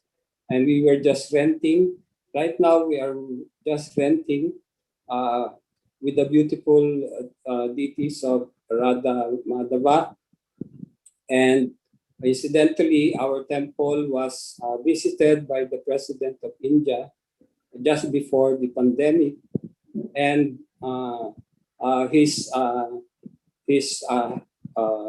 first he sent one person, the embassy person, ambassador, and he went to our place, and when he saw the house, he said, "Oh, it's just an old house. It's just an old house. It does not look like a temple." And then we invited him inside, and this ambassador saw the beautiful deities of Radha Madhav he took pictures of Srila Prabhupada's murti and the temple room and the deities, and he said that, oh, it's not sure if the president would visit your temple. So it's history. The president came, SWATs came, securities came, and the president of India visited the temple. So right now, we have a project of having the permanent resident of their Lordship Sri Radhanatha, but without the some instructions from our Srila Gurudev that he said that, what can you do for ISKCON? This is very striking because we did not say, what service can you do for me? He's asking, what service can you do for ISKCON? And this is very important. Why? Because with many politics that we have gone through, many things, many tests, then I could have already left the movement. But because of this association with Srila Gurudev, his instructions, and so many mercy that we got, he even told my brother-in-law, your name is Mandapa, meaning you're the builder of a temple. So these things that Srila Gurudev has imparted on us, I'm very, I feel fortunate that I was there during his last days. He gave us so much association through Kirtan, through the Ganga, and through the early morning lectures. And hearing his lectures, the tapes, and which are available, is very much of help, so that we can really continue serving ISKCON, Srila Prabhupada, and our Srila Gurudev. Thank you very much. Thank you very much. Finish. Thank you very much for giving me the opportunity to tell my story. Hare Krishna Prabhu. Thank you so much. Krishna. Our next speaker is His Holiness Giriraj Swami. We are very fortunate that he has joined us. So he will be speaking next. Hare Krishna Maharaj, welcome.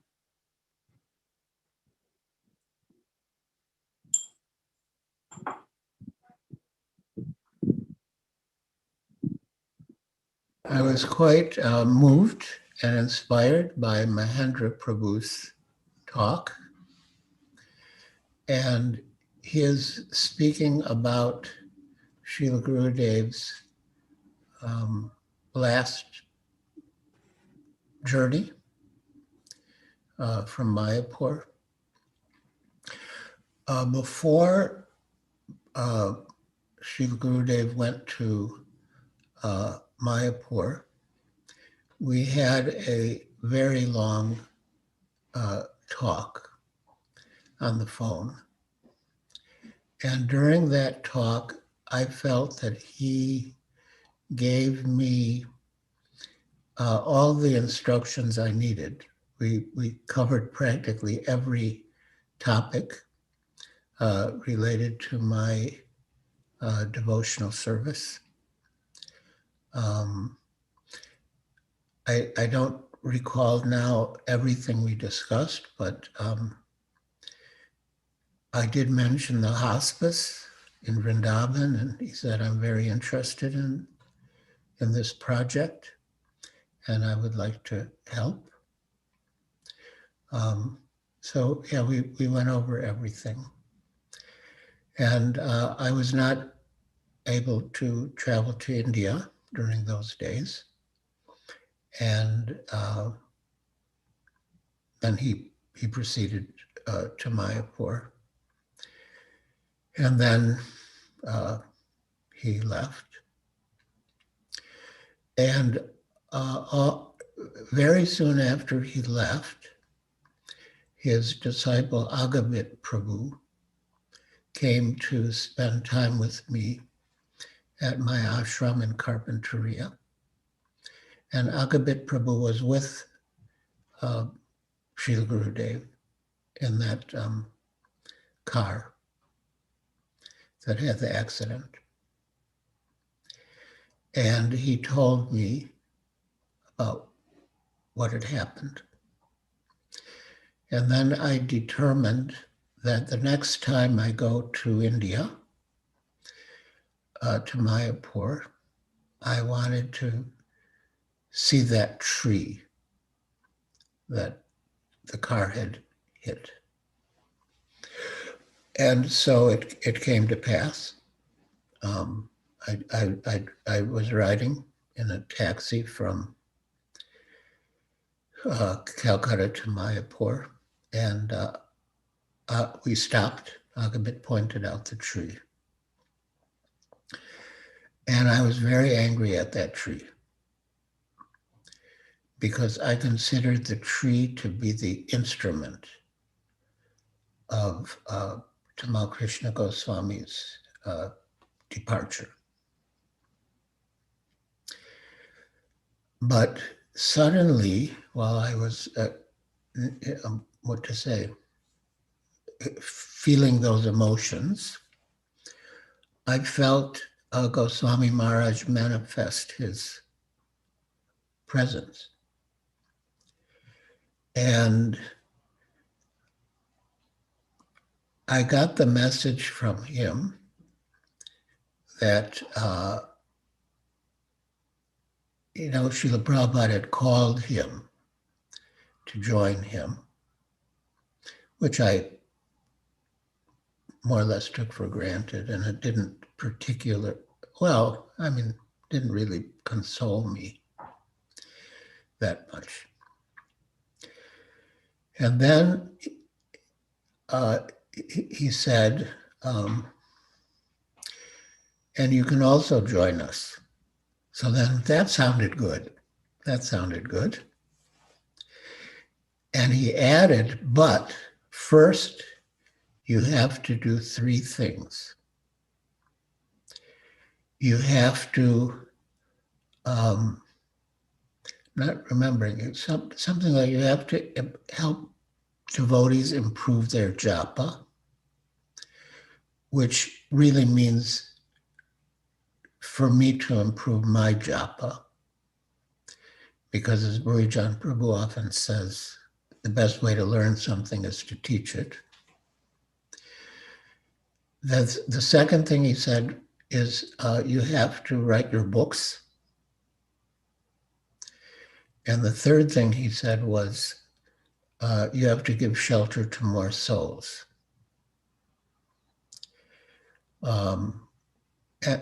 And so those 3 instructions, if you will, have really,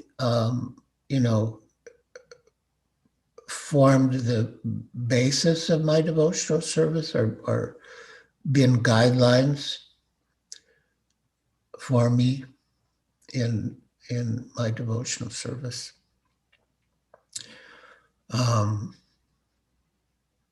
Of course, we do miss him terribly. And I think of him all the time. As much as I would think about Srila Prabhupada, what would Srila Prabhupada want me to do in a particular situation, I also think of Tamal Krishna Goswami. What would he say in that situation? What would he do in that situation? One thing I saw in the way Srila Prabhupada dealt with the 2 of us is he often insisted that the 2 of us do things together. In other words, I understood that Srila Prabhupada saw us as complementary. Of course, Tamal Krishna Goswami did say that Giriraj and I are 1 soul in 2 bodies. But in those 2 bodies, we had our different, whatever, strengths or different natures. And in Srila Prabhupada's last months, he executed a power of attorney in which he made Tamal Krishna Goswami and I the two attorneys, the two signatories. And there were many incidents in Srila Prabhupada's last days in Juhu before he went to Vrindavan and finished his earthly pastimes there. At that time, Srila Prabhupada was pretty much bedridden. So he was lying on his bed in his bedroom in Juhu. And a lawyer named Sushil Asnani, a friend, was there. And he had some document that he wanted Prabhupada to sign. And Tamal Krishna Goswami was saying, "It's all right, Prabhupada, I've seen the document, it's all right, you can sign." But Prabhupada also wanted me to approve of it. And Tamal Krishna Goswami said, "Well, Giriraj is in the city preaching, we don't know when he's going to come." But Prabhupada waited, and I came, and I also approved, just like Tamal Krishna Goswami did. And then the next morning, or maybe not the next morning, but soon thereafter, Srila Prabhupada was going to be leaving for Vrindavan. And a similar thing happened, that Prabhupada had to sign some documents. And again, he wanted both Tamal Krishna Goswami and me to approve before he signed. And I think Tamal Krishna Goswami and I formed a good team. We were complementary. I've so much to say about Tamal Krishna Goswami. But one project on which we worked was, after Prabhupada left, was acquiring what is known as the Bhaktivedanta Ashram at Govardhan. And without going into the details of how we got it, but the idea is that I guess you could say I had a certain, I don't know how to say this right, certain innocence or sweetness. And Tamal Krishna Goswami had a certain shrewdness and practical intelligence. So I traveled by train to Khajuraho in Madhya Pradesh, where the former king who owned that palace was living. And he was a very nice man. And he said, if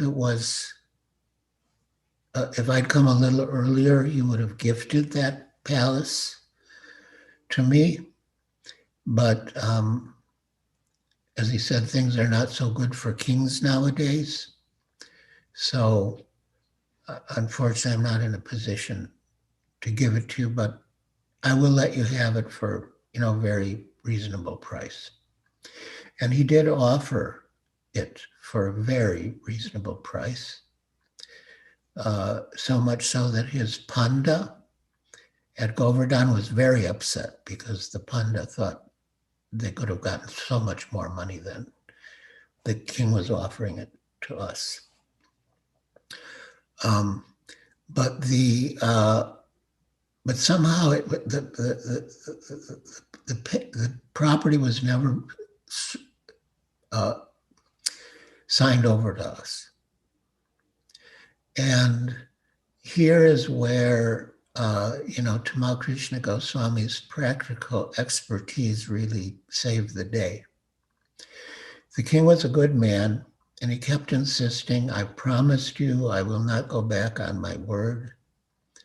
And in fact, when he made the commitment, I suggested that we, sort of solemnize it in front of his deities, which he did. But still, it wasn't getting signed over. And Tamal Krishna Goswami was so intelligent, he figured there's some, you could say, politics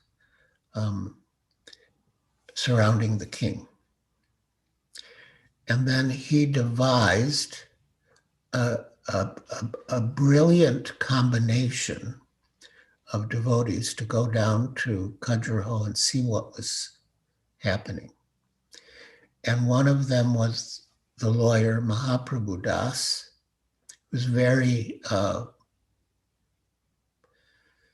very upright person. And then the other was a disciple of Gopal Krishna Goswami named Mahamantra Das, who could be a little tricky. And somehow with his genius, he devised this combination to go down there. And it did turn out like that we had to pay off a little, had to pay off some of the family members to let it go through. But yeah, I just marveled at Tamal Krishna Goswami's intelligence to sort through this. And so we got the palace, and there was the king's quarters and the queen's quarters. So he said, I'll take the king's quarters, you take the queen's quarters. Okay, fine, great. And unfortunately, he wasn't able to spend that much time there because he left. But that ashram, Bhaktivedanta ashram at Govardhan, really fulfills a very important purpose in our society. And he placed Keshav Bharati Das Goswami in charge, which was very an excellent choice because Keshav Bharati Das Goswami is such a good host, so hospitable, and he refurbished it. So I guess this is just like they say, one grain of rice from the pot. That from sampling one grain, you get a sense of the whole pot. And I guess this is on how well we work together, in service to Srila Prabhupada. And again, I really miss him, but I try, as Srila Prabhupada is dedicated Srimad Bhagavatam to a spiritual master. He lives forever by his divine instructions, and his follower lives with him. So by following Goswami Maharaj's instructions and trying to serve his mission, his projects, his interests, his devotees, I feel very much connected with him. And one nice thing that our God Brother Burijan Prabhu said about Goswami's, you could say, generosity after he left. He said that that Goswami Maharaj gave Giridhari Swami the Orient, and he gave Keshava Bharati Maharaj Govardhan, and he gave Ratadra Goswami and me Texas. So, yeah, that's a part of his legacy of love. And yeah, on this occasion, I pray that I can serve him, to the best of my ability, to my last breath. And in my service to him, serve all of you. Hare Krishna. Thank you for this opportunity to speak, to remember him and to glorify him. Hare Krishna. Thank you very much, Maharaj, for giving us your time and for that beautiful talk. We will continue. We started a little late, so we are going to continue to make up for some of that lost time. Hare Krishna. So next, we are going to call on Guru Mai, our God sister from Kansas. Can you please unmute yourself and show your video if you're there?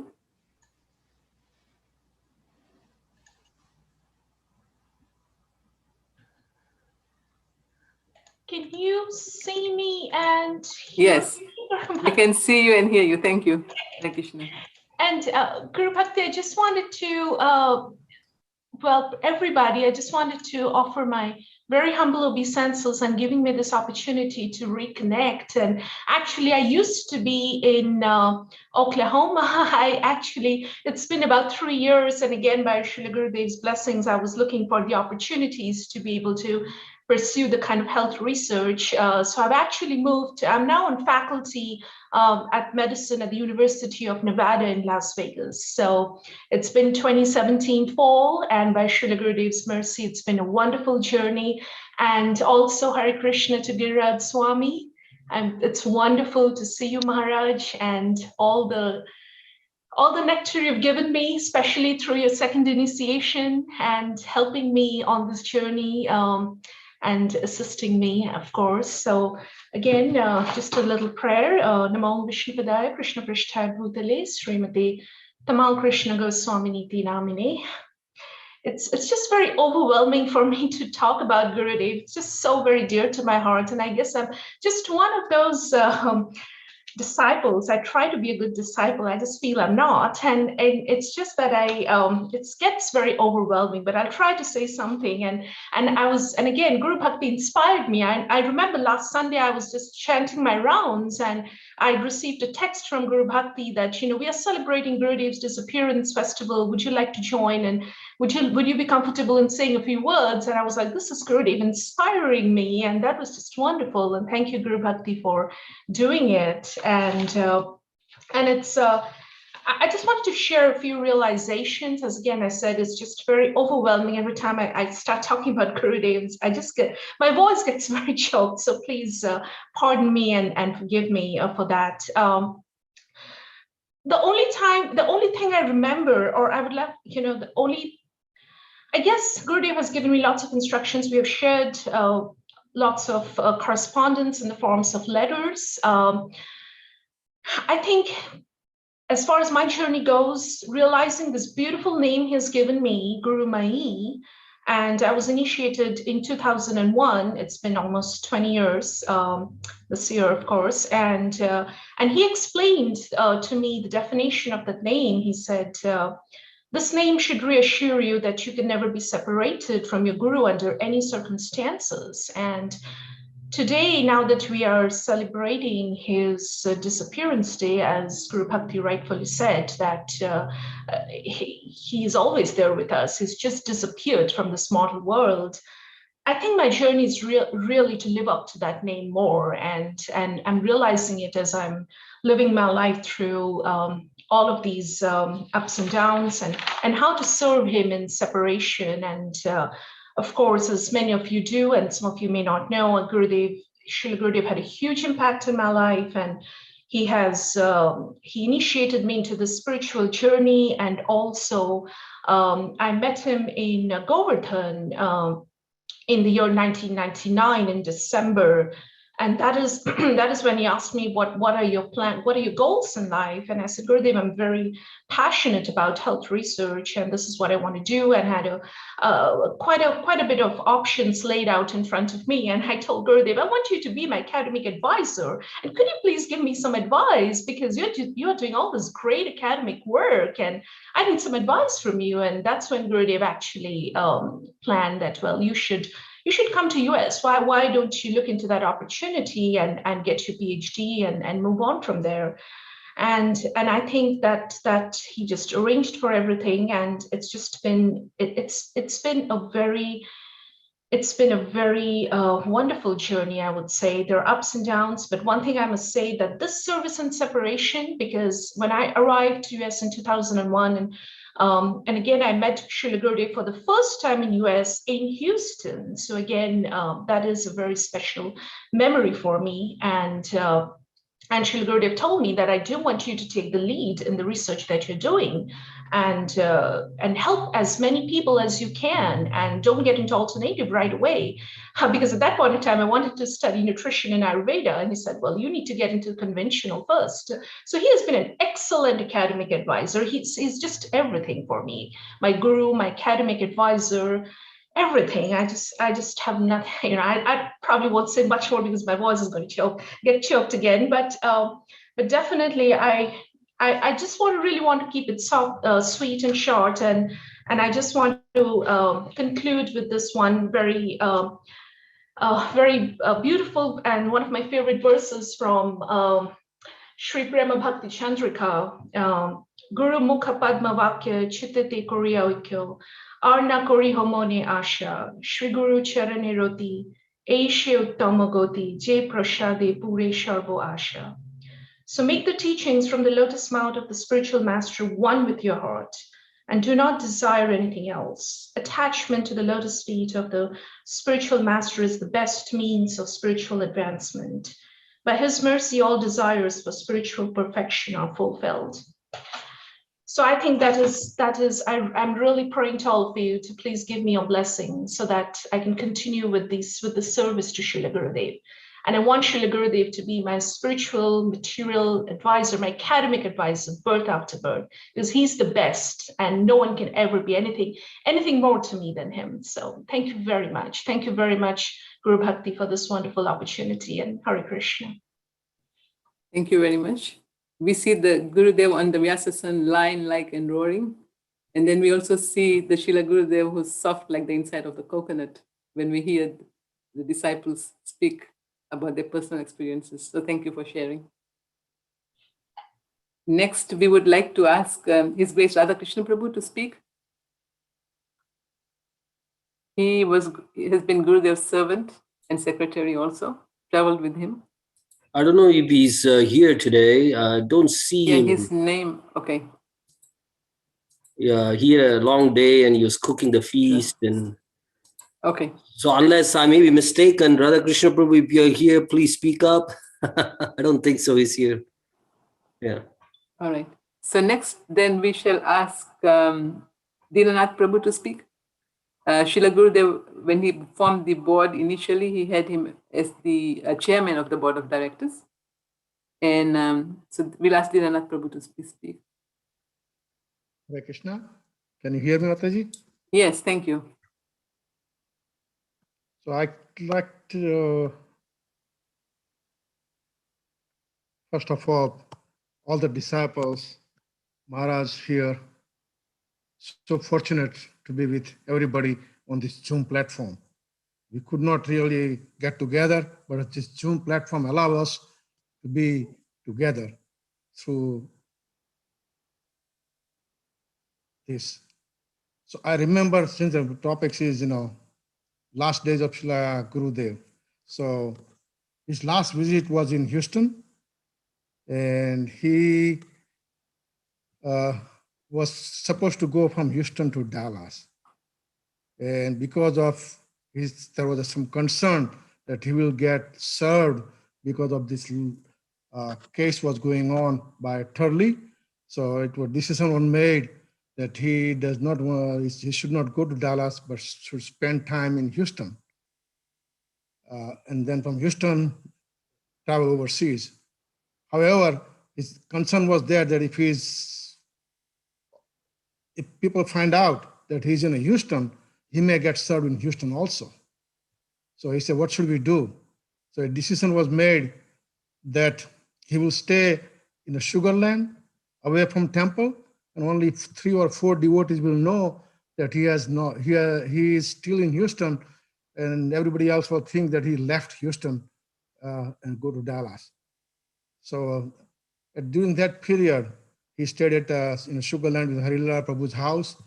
I was very fortunate that I took some time off and spent 3 to 4 days with Srila Gurudev in his last visit to US.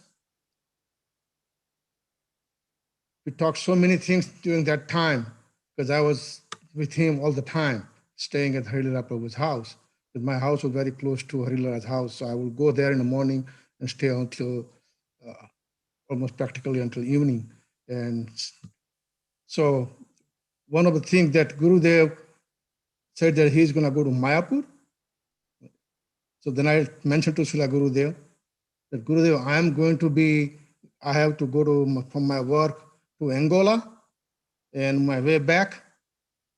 Then he said, why don't you stop by in Cambridge on your way back from Angola? Say, I'll be back on so-and-so date. And I mentioned to Gurudev that, yes, that's the same time I will be coming back from Angola and I'll be stopped by in London. And he said, why don't we spend some time, when I come back from Mayapur, stop by in Cambridge and be with me for a few days. I'm still waiting. I was in Angola and then I heard this news. I was still there and I was planning to come back. I came to London, but I could not go to Cambridge in his house. I've been there before. I came to London, but then I could not really, I had no, there is no way I can go to that house. And I came back and to be with all the devotees here in Houston. And I'm praying to Srila Gurudev, please give me that opportunity, if you so desire, so I can be with you. Hare Krishna. Thank you so much. Thank you so much, Dhyanath Prabhu, for speaking. And since you spoke about Harilala Prabhu, where Srila Gurudev stayed in his last visit to Houston, we are going to ask Harilala Prabhu to please speak.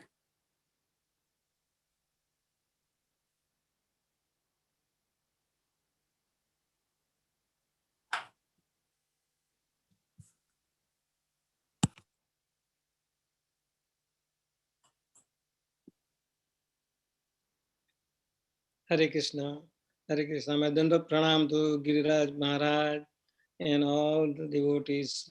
Please accept my humble obeisances. So on this occasion of disappearance, I heartily offer my humble obeisances at Gurudev's lotus feet. Dear Srila Gurudev, I'm very grateful and indebted to you that you have planted the seed of devotion in my heart. Actually, in Vaishnava tradition, we celebrate appearance of Lord Krishna and disappearance of Vaishnavas more elaborately and gorgeously. Because when a Vaishnava appears in this world, he may not show any greatness or make any contribution, but after some years, he begins to manifest his spiritual power and potency. So after his disappearance, everyone knows about his good qualities, great work he performed, and the contribution he made for the propagation of Krishna consciousness, which gives an opportunity to remember and meditate on his instructions and glorious activities that he performed. Dear Gurudev, you are one of such exalted Vaishnavas who got an opportunity to associate with a pure soul like Srila Prabhupada, and you have imbibed so many good qualities through the association of Srila Prabhupada. Actually, for a conditioned soul, the human body is most difficult. to achieve, and it can be lost at any moment also. But even those who have achieved the human life rarely gain the association of a pure devotee, like Srila Prabhupada, who is dear to Supreme Personality of Godhead. Dear Gurudev, you are very fortunate to get the association of Srila Prabhupada. You have served him so nicely. He was very pleased with you, and he has empowered you to preach Krishna consciousness. You understood the mood of Srila Prabhupada for preaching Krishna consciousness, and therefore you have touched the hearts of so many souls by various teachings or so many techniques of preaching. And when I hear devotees mention about Srila Gurudev's activity, I really myself wonder that such a great Vaishnava that is my guru, and I'm so much proud of it. Dear Gurudev, you have made changes in the lives of so many hearts that you met.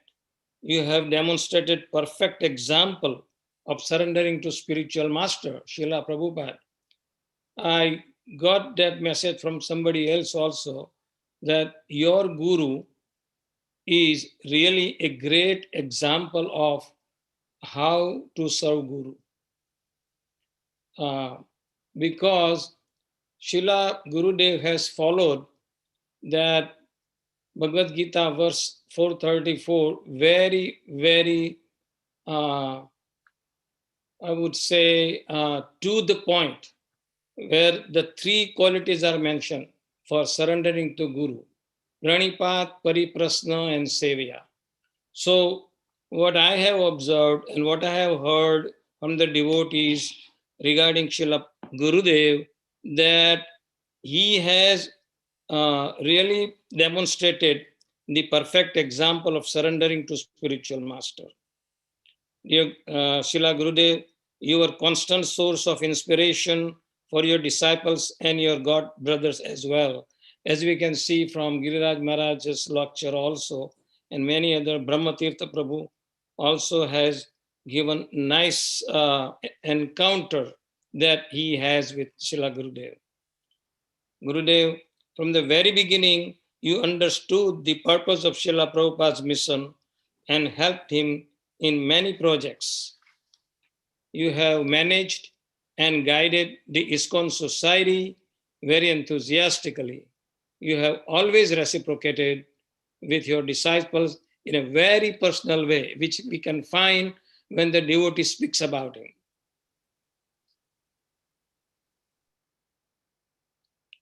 You have served Srila Prabhupada with your body, mind, and words.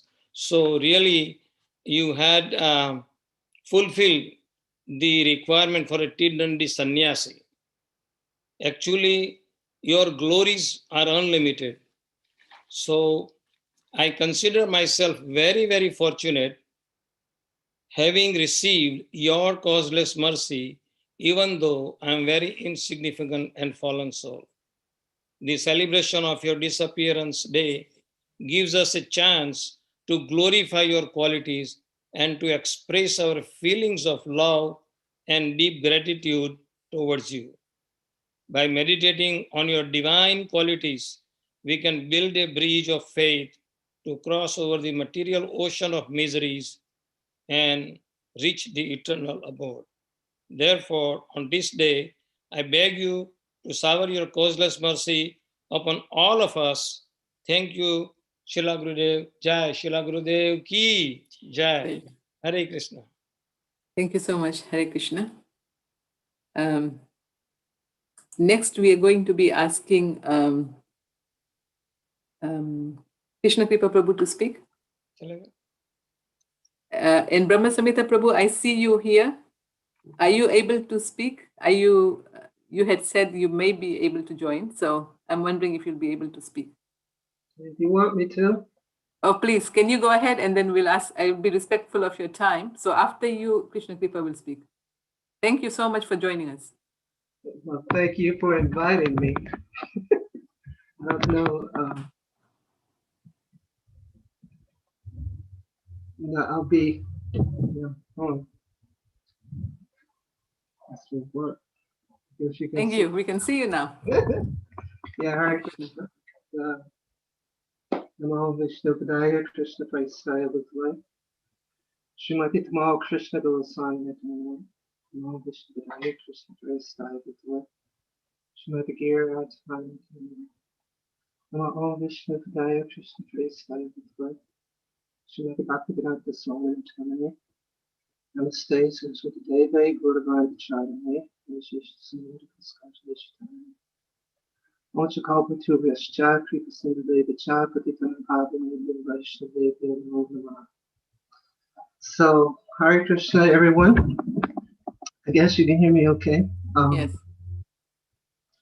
To be quite honest, as always, sometimes when I speak, I always get mixed emotions, to be totally honest, because I heard Srila Swami say once that I think, as I recall right, he was saying that his godbrother Gurudeva said that we all going around, we're trying to broadcast, how wonderful we are to others. And a lot of our activities centers around, trying to be a center of attention in that way. And so I always find that that thing is constantly following me around. And even, you ask me to do something like this, to speak, that same thing is there. And, on the one hand, I don't want to sit here and bring all of that and dump it on all of you. But at the same time, it's also true that the spiritual master is an ocean of mercy. And that ocean, it can take care of any shortcomings that we might have. That's one realization that I have. One of the very last, I've said this to several people before. The last time that I talked to Srila Gurudeva, that's amazing. I met Srila Gurudeva in 1978, exactly 1 year after Srila Prabhupada left, at 2 o'clock in the morning at the Temple of Rosalie. And I'll be totally honest with you. When I came to the temple, I had no idea that I really wasn't coming looking for a spiritual master. I had been reading Srila Prabhupada's books, and I thought they were nice, but I wasn't really understanding them at a very deep level. To be totally honest, I still, I had my own ideas, and just to show you, at that particular point, so I would read Srila Prabhupada's books, but I had a tendency to avoid the purports because I used to think, Srila Prabhupada is saying all of these things. I didn't see all of that in the verse. He started talking about Krishna and all. I didn't see all of it. So, I used to avoid kind of the purports sometimes. I'm saying that so you can understand that, my understanding of what I was reading the books, but and I understood that those books were something special, but I wasn't really getting a very good understanding of it. But I met Srila Gurudeva, and at one point I was sitting there, I was going to school at LSU, over in Baton Rouge, and it just hit me, I was reading, and I think the reason why Srila Gurudeva gave me that name, Brahma Samhita, because what made me actually, it was in the middle of the night, and I just dropped everything, and I just caught the next bus. I said, I need to really go and see what these people are talking about.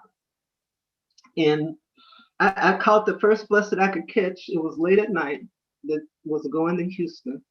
And what I read that really stopped me in my tracks was, it said that in the spiritual world, all of the walking is dancing, and all of the talking is singing. And I was thinking, I'm sitting here suffering. And if that's true, why am I sitting here suffering like this when maybe I could be doing something like that. I said, well, let me go and see what these people are talking about. That was really what was in. I really was curious. I wanted to really see what was really going on. And it just so happened that, so I got to Houston. It was late at night, and it was like 12 o'clock at night when I got to Houston. And the last bus, so, you know, anybody that remembers where the temple was over there in Rosalie, it's just a couple of blocks off Main. So there's a bus that used to run up and down Main, and the last one, you know, departs downtown like at 12 o'clock. And I jumped on that bus and I asked the driver if he know where Rosalie was, and he said, yeah. So he said, I'll let you know when we get there. And so we were going a long way, and I was wondering, something told me, you know, have you really gotten there yet or something? So I asked the driver, we were down there past the medical center or something. And I asked the driver, I said, you know, have we gotten to Rosalie? He said, oh yeah, it's right here. He left me on the bus. We were down there past the medical center, and there was no Rosalie around anywhere. So I just started walking back towards the way we had come, back up Main. And I'm saying all this so that you will know, you know, actually that whole thing was arranged by Krishna so that I could meet Srila Gurudeva. Because see, by the time I got back up to Rosalie, it was 2 o'clock. And Srila Gurudeva just happened to be up at that time. And he actually was the first devotee that I got to talk to. And I had no idea who he was, or that he would even be my spiritual master all that time. But I met, it was 2 o'clock in the morning, and that was back in 1978. And he gave this phenomenal lecture. That's what really changed my life, hearing that lecture. And I always tell people, if you ever get a chance, go to the website where they have all of Srila Gurudeva's lectures, and you listen at that lecture from November the 5th, 1978. And you'll be very impressed about what an awesome lecture that was. But at any rate, I'm coming a long way here. So one of the last things that Srila Gurudeva told me, so almost 23 years later, it was right before Govardhan Puja when Srila Gurudeva came to Houston in 2001. That was the last time I was to see him. And I got to the temple that morning, and I came into the temple room, and he was the only one in there. And he said, oh, Brahma Samhita. He said, you know, I thought about you all night. He said, I didn't think about anyone else. He said, that's the advantage that you have of being fallen. He said, you're fallen, so the guru has to think about you all the time. He said, that's the advantage you have of being fallen. And I suppose I said all of that to say, I know I'm a little bit long-winded, but you asked me to talk, so you got yourself. You're doing fine. You have no one time. to blame but yourself. I said all of that to say, you know, I get mixed emotions when you know, have to speak like this. On the one hand, I don't want to say anything, you know, but on the other hand, you know, I think that the mercy of the Guru is so powerful that it can overcome any shortcomings that we have.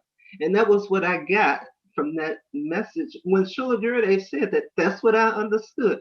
I understood, you know, and it's amazing, you know, so many, I had so many realizations right at that moment. I understood, you know, this person can take me back to Godhead just by him wanting me to go.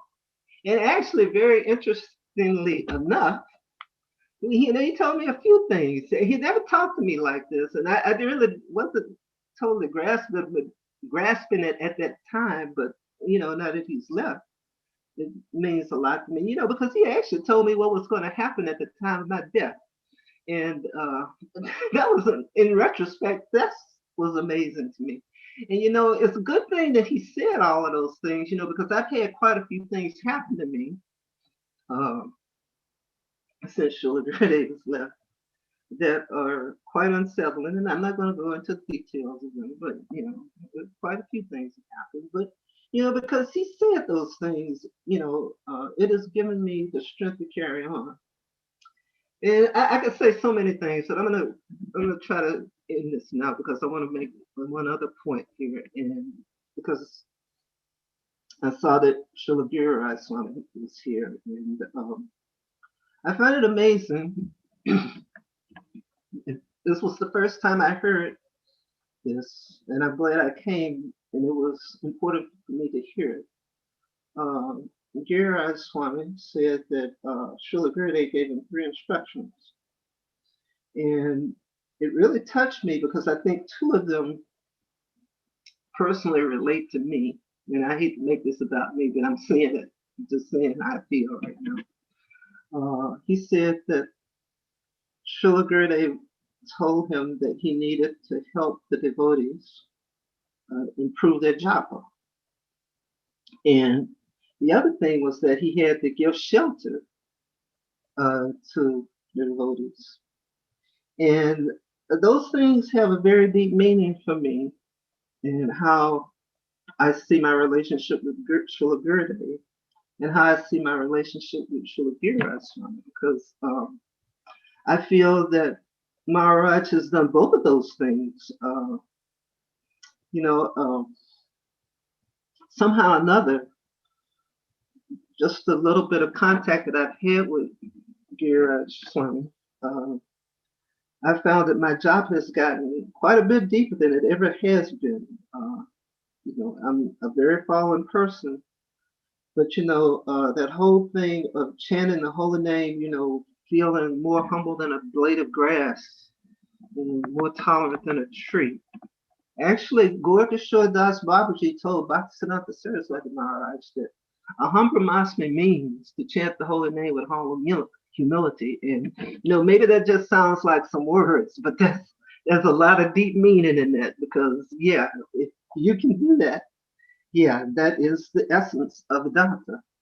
And in terms of giving shelter, Maharaj said that he should give shelter to the devotees. I had a dream a few years ago. Srila Gurudeva told me, I'm sending this devotee to you. He said, his name is Guru Garanga. You don't know him by that name. And I wondered for a while what that could mean. I know the devotee. I know who the devotee he's speaking of is.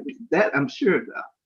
But I didn't know why the name Guru Garanga. But I guess the thing is this, is that Krishna Das Kaviraj says in the Chaitanya Charitamrita that the Acharya, the spiritual master, is none different from Krishna. And we sing Sat Darit Goina Samastra Sastre. The spiritual master is directly, it's not that he's exactly Krishna, in all respects, but Krishna is working through him to deliver the devotees. And I suppose the thing is this, is that we have to see the spiritual master like that. It's not just a simple thing. It's a very deep, and it's a very powerful thing. So that name Guru Garanga.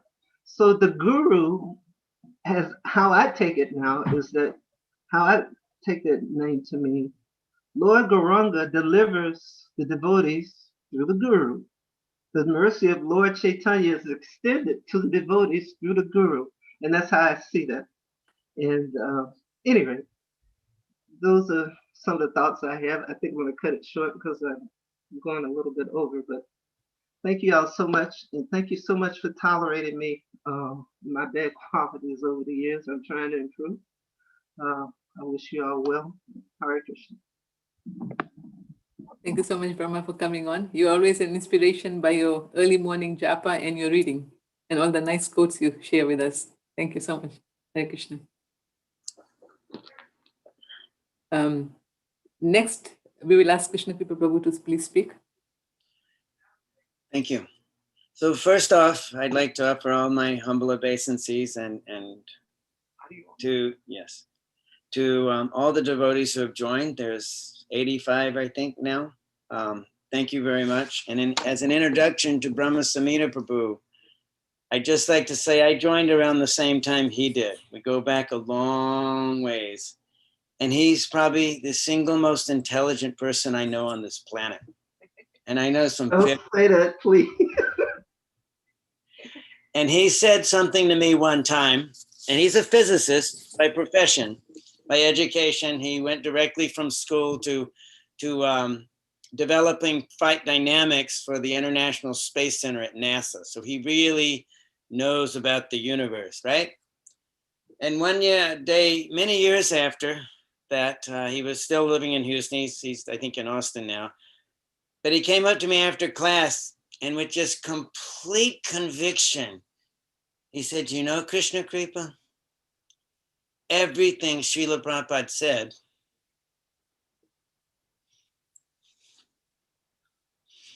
in this Bhagavatam and all of his books is true.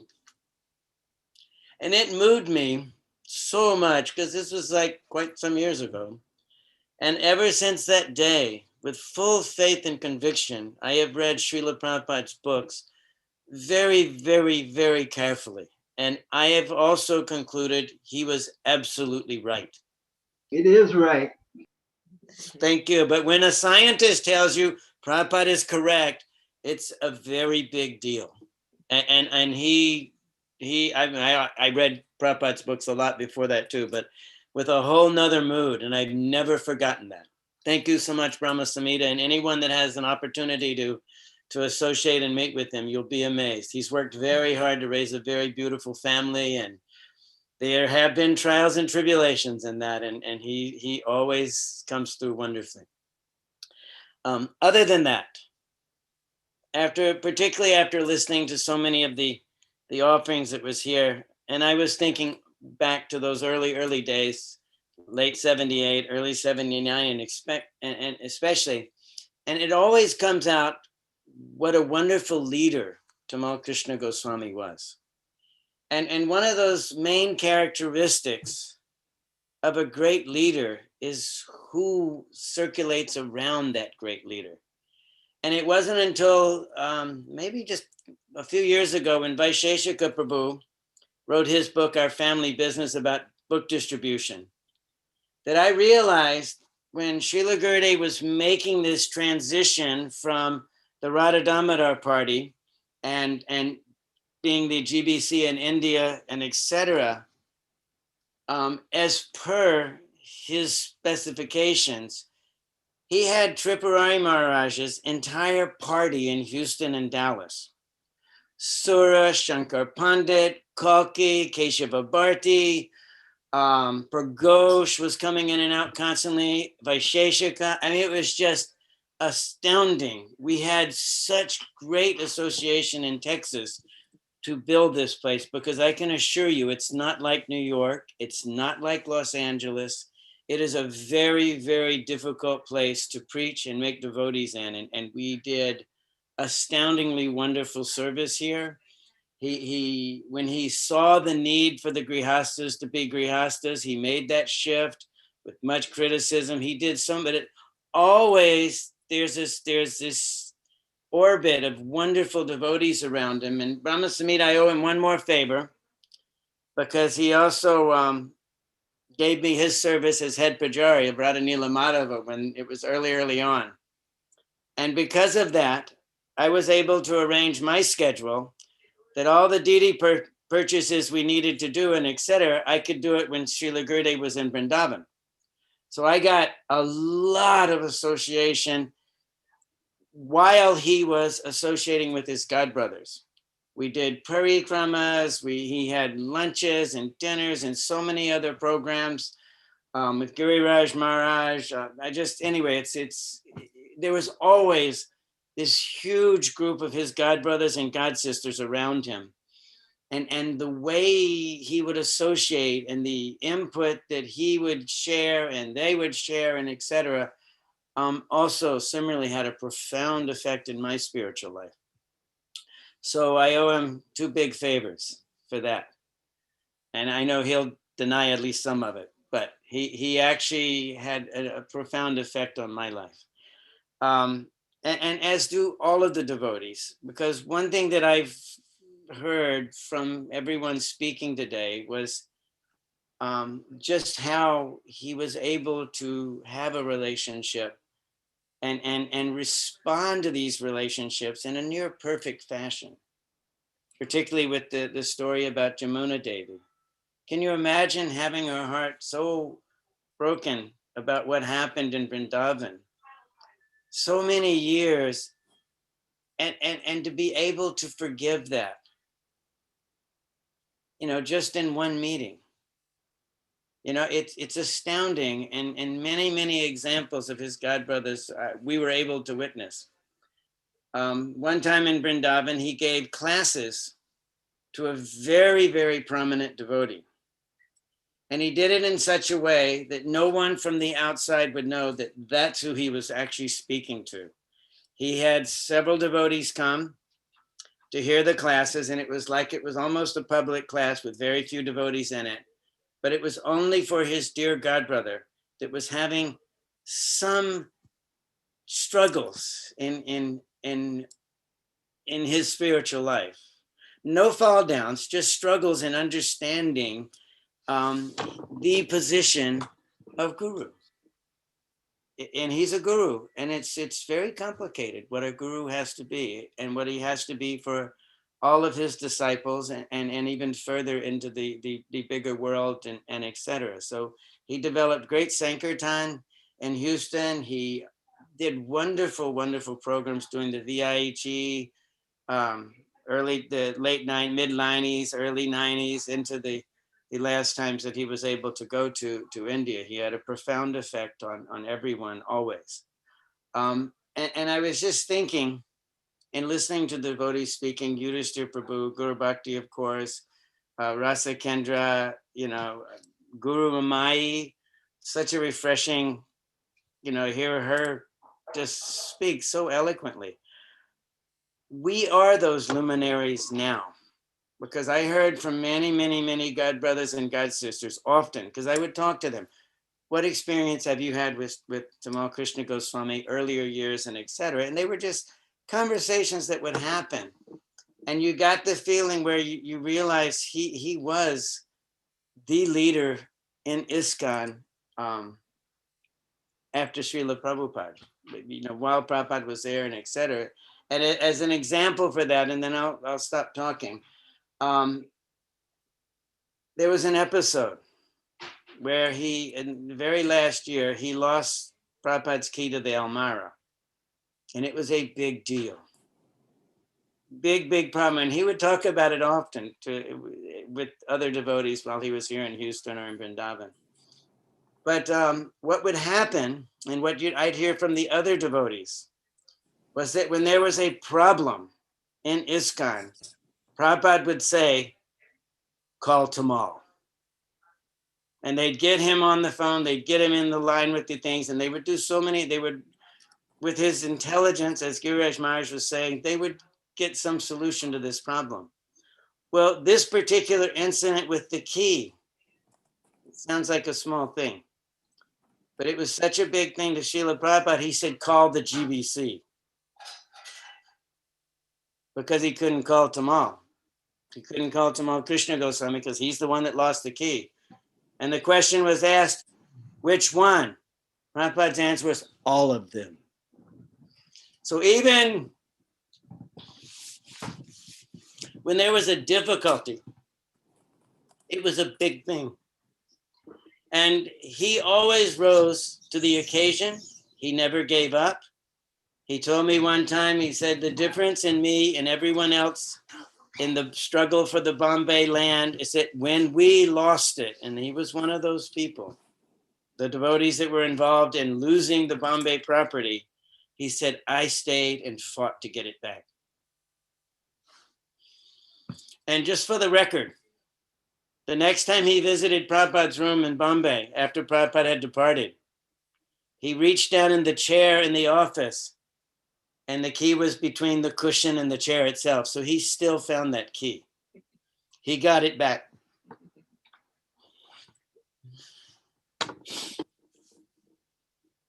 And he has trained all of his disciples as well as they could possibly be trained. And I hear that also from many of his God brothers and God sisters. He trained us how to approach them, his God brothers and God sisters. He taught us how to serve them, how to see them equal to him. And therefore, now, since he's departed, 19 years, as they've said, I try not to remember the number. It's hard for me sometimes. We are his luminaries, and we have to represent his desires for spreading and building community in Krishna consciousness for the rest of our lives, just as he did and showed us his example for Srila Prabhupada. Thank you. Thank you so much, Prabhu. Hare Krishna. I also see on the Zoom, Sri Rupa Manjari from New York. Would you like to speak?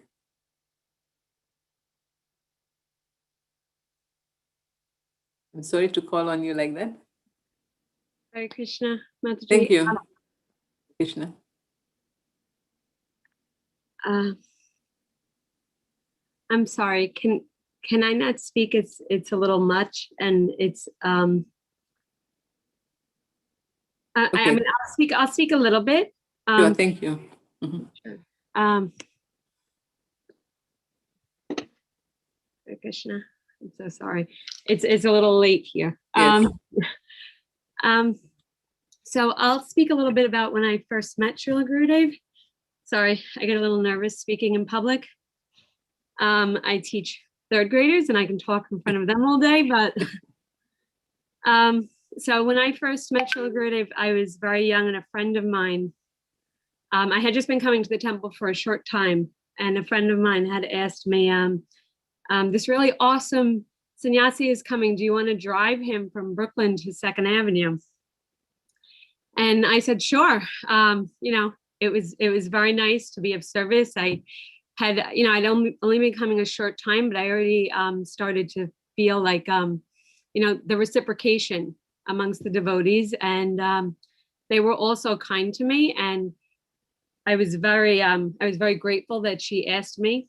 So I remember coming into the Brooklyn Temple, and I had just walked in the door. And as I walked in the door, Srila Gurudev was walking down the stairs, and he was just glowing. It was amazing. It was, I could still, I mean, it was almost probably 30 years ago now, close to 25 years ago. And I could still remember it like it was yesterday. And we got in the car. I had borrowed my mother's car because I didn't want to, you know, I wanted to have a nice car. I was driving, you know, as my friend told me, I was driving this awesome sannyasi. And I was, so we got in the car, and I remember driving. And by the time we got to 2nd Avenue, I had felt like I had known him all my life. He was so warm and open. And then by the time we got back to Brooklyn and I was dropping him off, I was coming to visit Dallas. And he said to me, you know, why don't you come to visit Dallas? And it was just like everything that he said. It was just like I could feel he touched my heart. And then I came to Dallas, and I met all the devotees in Dallas. And at that point, he said to me, before I was getting ready to leave, I went up to visit him in his room, and he said, okay, now you've come and you've seen and you've met all the devotees, you know, it's such a beautiful family here. He says, why don't you come back? So I had some responsibilities at home, but then I had immediately agreed. I said, yes, I would love to come back. And that's how I met Srila Gurudev. And it was just, I just felt like I felt the pull immediately when I first met him. And he was just, I hear stories all the time about how devotees speak about how heavy he could be. And I feel as though I never really experienced that. Even when I did, I feel like it was with so much love that it didn't feel like heaviness. It felt like it just, I mean, the connections for lifetimes and lifetimes, it's just so strong. I feel, you know, even now after all these years and having not seen him for so long, even at the time when he had passed, when I had first heard about it, it felt like no time had passed. And I was, we were speaking about this with, I was meeting with Yudhisthira Prabhu and Jai Subhadra this morning, and we were speaking about how just that impact and all that regret, you know, but now having this association and this family means so much to me. And I thank you all for all of the remembrances and the connections, because it's, you know, I feel that pull again, that strong pull to Srila Gurudev. So thank you to everybody. Hare Krishna. Thank you so much. Hare Krishna. Jai Subhadra, would you like to speak? It's late in New York, but would you like to say a few words? She was there earlier. I don't know if she's still there. I saw her earlier. I don't see her now. Maybe she may have left. Hare Krishna. Oh, there she is. She there? Yeah. Oh, okay. Hare Krishna. Sorry about that. Hare Krishna. So nice to see you all. I'm not really sure what I can add. I've been thinking all day just about, you know, starting off the morning and being able to meet with you here and Sri Rupa Rati Kendra Prabhu and share stories about Gurudev has meant so much to me today. I have a hard time speaking about Gurudev without getting extremely emotional. And one thing I think I would like to share is that, you know, the past 19 years I've always felt Gurudev in my life, but because it hurt not having his physical presence, I distanced myself. And I regret doing that, because I feel that more recently reconnecting with our family, it's bringing Gurudev so much more into my life. And I can see what I've been missing all this time. And I'm just so grateful to be able to be a part of this family. Sri Rupa has been with me since the beginning. She introduced me to Srila Gurudev, and I'm thankful for her bring his connection into my life. I'm sorry, I'm kind of rambling a little bit. I'm a little unprepared to speak. But another thing I had shared with Sri Rupa earlier today was Gurudev had told me that he knows it's hard for me to open up, that I have a little bit of a hard heart. And I think about that often, and I think how, you know, I want to open my heart and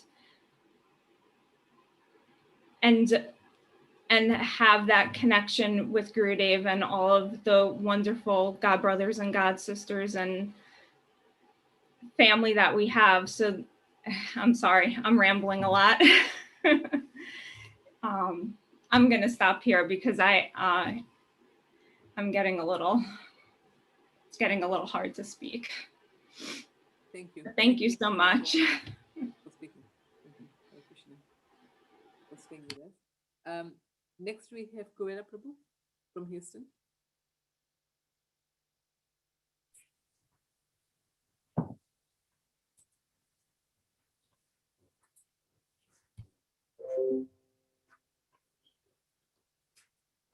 Gurudeva Prabhu is there?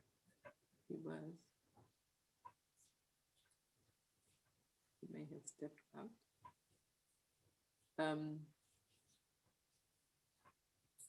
Sikandra Prabhu, would you like to speak then in the meantime? I just wanted to share something. You know, Gurudev's school days, before he enrolled at SMU, he was really worried that he had to take statistics. That was one of the prerequisites, even though he was going to be doing something completely unrelated to statistics. Then he was really upset about that he needed to take statistics and how he's going to do in that course. So he said, Rasikendra, what do you think? What should we do this? Because of course I was going to graduate school. Then I said, Srila, I'll go and try to find out from the university, so whether is it really necessary, So the time, of course, I was at UT Arlington. So one day I drove to SMU.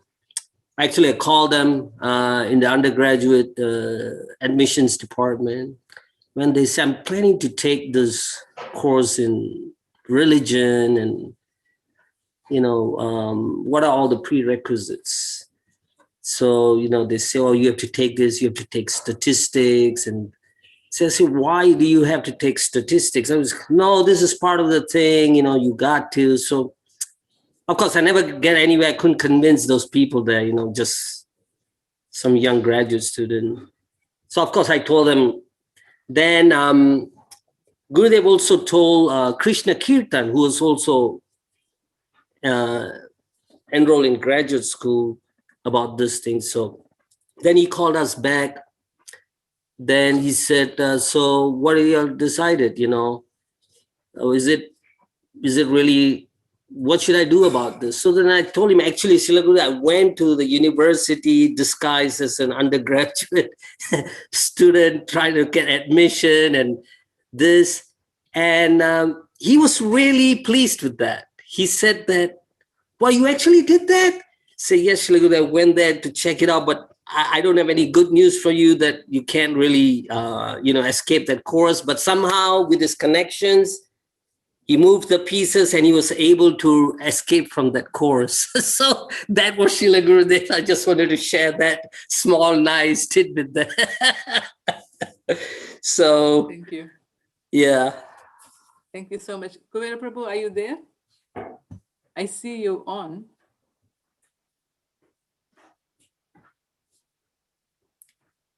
Yeah. Is he, Let me can we see. unmute him? Let me see. Kuvera Prabhu. Yeah, I thought I saw. Yeah, here he is. Maybe he's away from the computer. Okay, since it's, then I'll ask my husband to speak. Yeah, please go ahead, Sarvabhauma Prabhu. How about Chamasundar? I'm going to ask him to lead the last, the song. Okay. The Guru Vastaka and speak before that, so it continues. Having heard from the New York devotees, when I was serving Srila Gurudeva in Cambridge, there was different services. One of the things I did was typing, but I had other duties also. So one time he asked me, when will a certain thing be typed? So I said, I'm not sure, Gurudeva. And he said, oh, you're not sure? You're from California, aren't you? Well, I'm from New York. And he said something like California. He referred to a movie, Easy Rider, where some people were just driving around the country and having different adventures. He said he had kind of a sarcastic quality to his voice. He said, Easy Rider. Well, I'm from New York. You're from California. I want to know when it's going to be finished typed. So I just wanted to share that. He was a transcendental person, but he had some connection to New York. And he was a very person that didn't fool around. He got so much done for Prabhupada because he could focus. So he didn't feel comfortable with people on the mental platform. So he wanted to get things done for Prabhupada. That being said, he was so focused on his service, his studies, but when certain devotees would call, especially children who's maybe on their birthday, he would interrupt his studies and give them time. So he was very transcendental, hard to predict, and I just wanted to share that. Thank you. Krishna. Thank you, Hare Krishna. I think Kuvera Prabhu is still not there.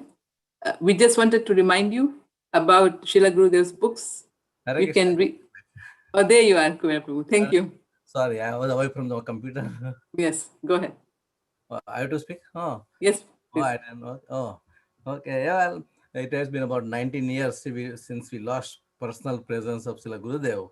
And actually, I still remember that when he left his body, Bhakti Charu Maharaj published one magazine, what is called spiritual connection. I remember the words he said. It is when the way Gurudev left the body, it bewilders most of us. I mean all of us. And the way he left the body, and Bhakti Charu Maharaj is telling that it's not important how you leave the body or where you leave the body. It is more important that how you live your life, how you really, what is the matter? I mean, what really matters is how one leads his life and how one develops his love for Krishna and how one surrenders to Guru and Krishna. And from the, this is, I mean, the way Gurudev left his body, actually there's a very nice instruction for us. Sometimes we bewilder. I mean, the way in the condition he leaves the body, but the really matters is how we live our life and how we follow the instruction of our Guru and Krishna. I mean, and from the Srila Gurudev's life, we can see that the way he surrendered, that so many different times, particularly China project and other when Prabhupada asked him to do something, no matter what he wants to do, but he was looking what Prabhupada wants to do, and that's what is important. So that's one of the most important instruction I think I can see. Anyway, there are a lot of people say a lot of things, and it's getting really late for most of us. So anyway, thank you so much, Kuvera Prabhu. all glories to all devotees, all glories to the Prabhupada and Hare Gurudev. Krishna. Hare Krishna. So just wanted to remind you that today, if you take any of Srila Gurudev's books, there's a special 20% off. Our host who had the slide is no longer with us since we're really running late. And finally, we're saving the best for the last. Shyamasundar Prabhu, if you will please speak and then lead us into the Guru Vastaka prayers. Thank you very much, Guru Bhakti Mataji, for giving a chance to glorify Srila Gurudev. Namo Vaishnapadaya Krishna Prasthaya Bhutale Srimate Tamal Krishna Goswami iti namine Vancha Kalpatarubhasya Kripa Sindhu Bhayavacha Patitanam Pavanebhyo Vaishnavebhyo Namo Namaha. On this auspicious day, it's very difficult to glorify with small little candle the moon in the big sky. So no matter how hard we try to glorify Srila Gurudev, it's not enough. We see in the life of Srila Gurudev that our Acharya has said those 9 principles of devotional service. And I think without doubt we can attest that Srila Gurudev has excelled all the 9 processes of devotional practices. He was so expert in every way, all the 9 processes. Despite he was very busy with so many managerial responsibility, but we can see that he has written so many wonderful books. He has given wonderful classes about the Brahma Samhita out of this world, and he was expert at every level. Also, I think in his life, something that we can really see, that Chaitanya Mahaprabhu's message to all the living beings, the 3 things that Chaitanya Mahaprabhu wanted us to do was the Namaruchi, Vaishnava Seva, and Jivdaya. And we can see that the life of Srila Gurudev was so much that he really imbibed on to chant the holy name nicely. I have the little fortune to spend some time with Gurudev in Vrindavan for 10 days. And he used to get up at 1:30 in the morning and he will chant 64 rounds nicely, very attentively. He always was eager to show his god brother, god sisters, or any Vaishnava come across his life. And he has shown the compassion to each and every level of the human being that you can come across. He can attract the really theologian to the street creeper, cleaning the street, he can attract that person. So he never left behind anyone. Whoever he come across, he attracted them. He was also, in my sense, that he was the spiritual surgeon, that he can perform the surgery spiritually to enlighten us, to reach our goal. And I think whoever was volunteer to allow him to do the surgery, he was so kind to perform a wonderful surgery, to perform the devotional practices. He was also never fall short of giving his important association, not only to his disciple, not to his families, but with children and all across the community members. He never minimized the principles. He carried the Krishna in his heart. And when you carry the Krishna in his heart, Krishna is most attractive than anything else. So when you carry the Krishna in his heart, he was attracting every pieces of life come across. That was his greatness. Other thing that I notice, that all the conversations and instructions, classes, his practical examples, that he will always conscious about the Goloka Vrindavan. I have never seen Srila Gurudeva that because of our fallen conditions, we may not recognize, but every word was coming out from his mouth was transcendental. His instructions were powerful. He was never attached. He was living in the material world, but we can see that he was living in Goloka Vrindavan at all the time. There is absolutely no doubt. And what he has left behind, his legacy and his life practices for us to follow. And I think that we can relish eternally his association through following his instructions. And I think at the last, I would like to say that his life error was nothing else except pleasing Srila Prabhupada. I don't think that he has taken any single breath where he was not conscious how he cannot satisfy Srila Prabhupada. He was a really revolutionary person. He took great chances. He takes so many risks. And as we see that in the Krishna Lila, that it says that Krishna was killed by a hunter by throwing the arrow at the feet of Krishna, because Krishna wants to satisfy everyone. So I think there are some incidents that happen that with Narayan Maharaj issue or for the poison theories. This is just to satisfy those persons that they were bewildered and they were looking for some chance to disobey his personalities. So I think it was all when we become the true devotees of Krishna. Krishna is fully in charge of the devotee.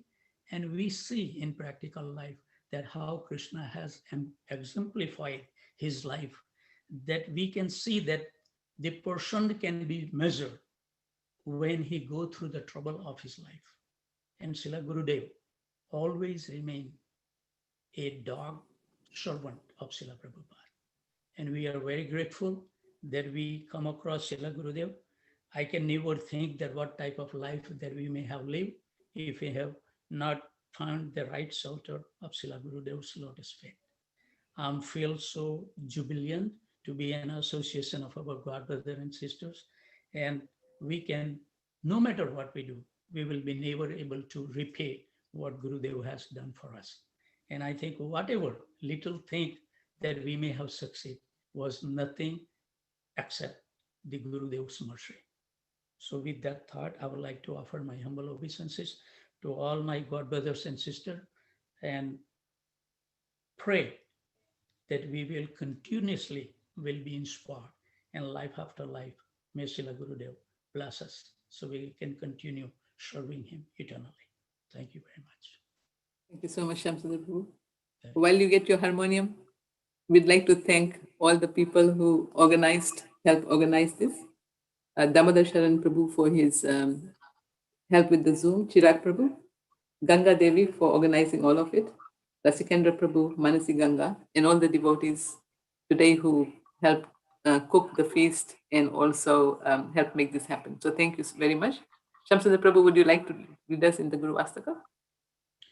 I will have to lead. The Guru Astaka, yes. You just have to sing because we cannot respond back on Zoom. Oh, okay. Let me just find it.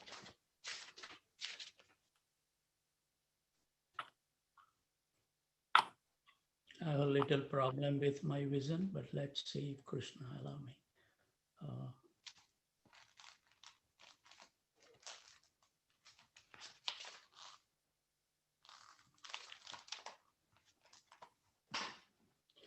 Sri Guru Charana Padma Keval Bhakti Sadma. Are you gonna, devotee will respond, or I just have to say? In Zoom, there's a lag, so it's very difficult. Okay.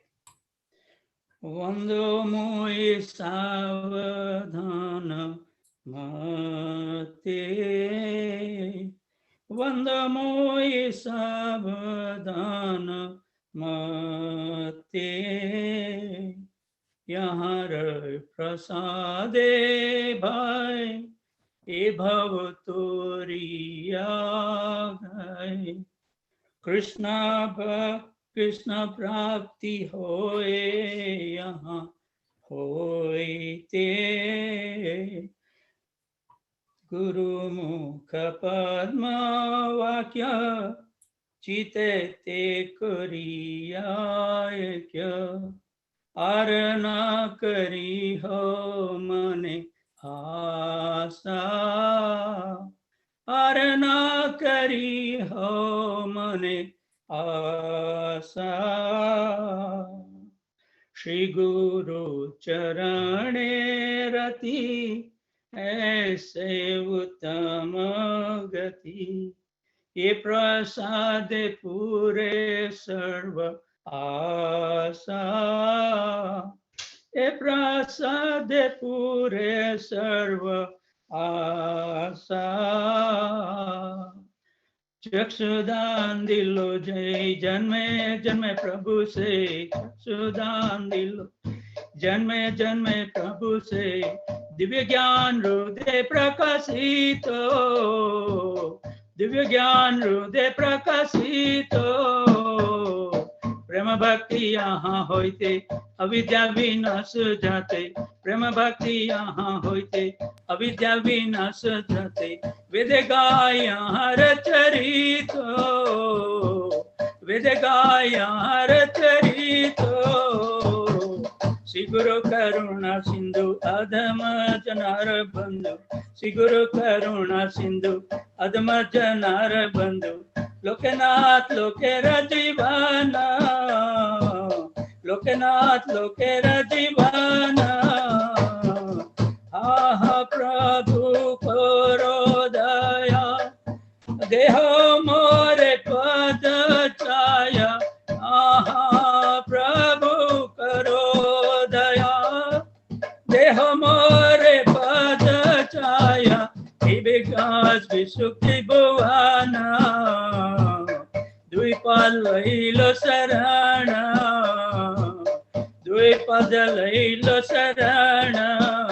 Jaya Prabhupada, Prabhupada, Prabhupada, Jaya Prabhupada, Jaya Jaya Prabhupada, Prabhupada, Prabhupada, Prabhupada, Jaya Jaya Gurudev, Gurudev, Gurudev, Gurudev, Jaya Jaya Gurudev, Gurudev, Gurudev, Gurudev.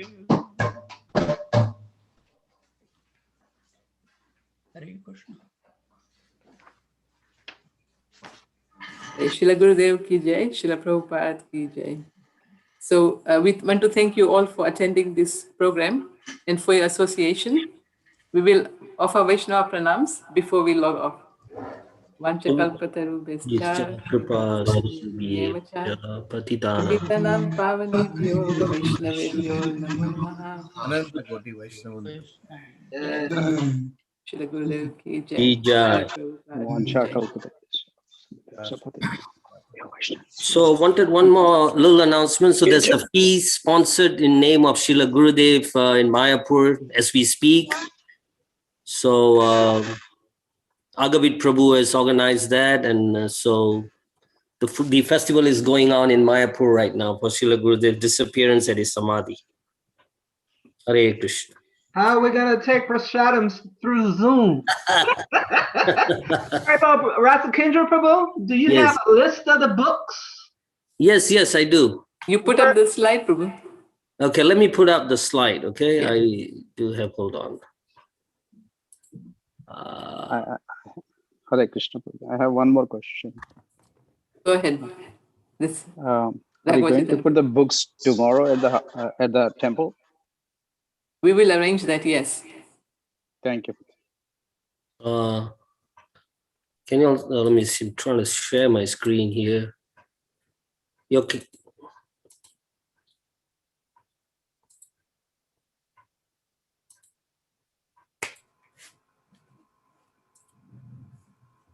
Okay, wait, hold on.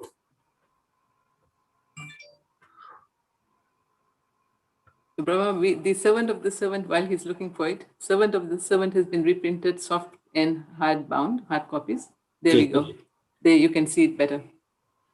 So we have the servant of servant, hard copy, soft copy, Hare Krishna SMU, Jagannath Priya Nadagam. We're only selling for $2. It's not in great shape, but still very readable. The paper's turned a little brown. Then Prabhupada Antilila only for $4.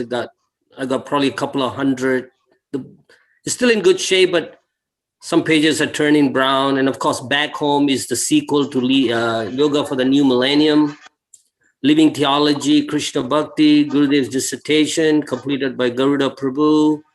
Yoga for the New Millennium, TKG Diary, Memories 1, Memories 2, and Memories 3. So just reach out to me if any of the books. Today we got 20% off. Actually, I was able to sell some books here while we put this up.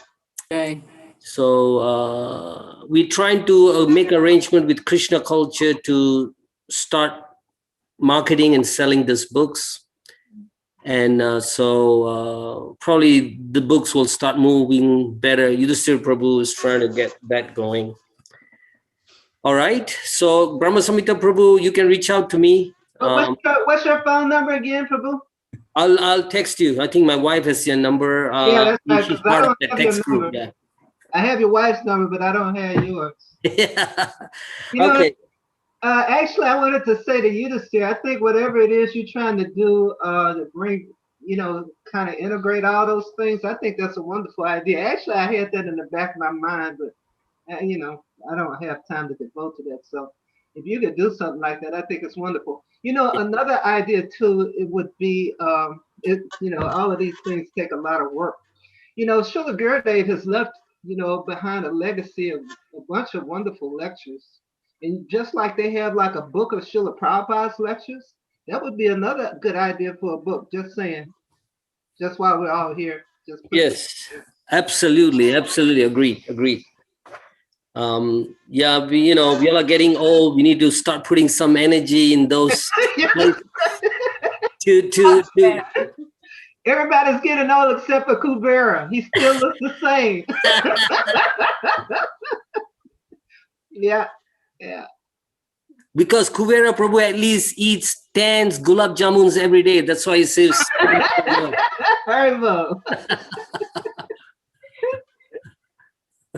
Hare Krishna. Hare Krishna. Krishna.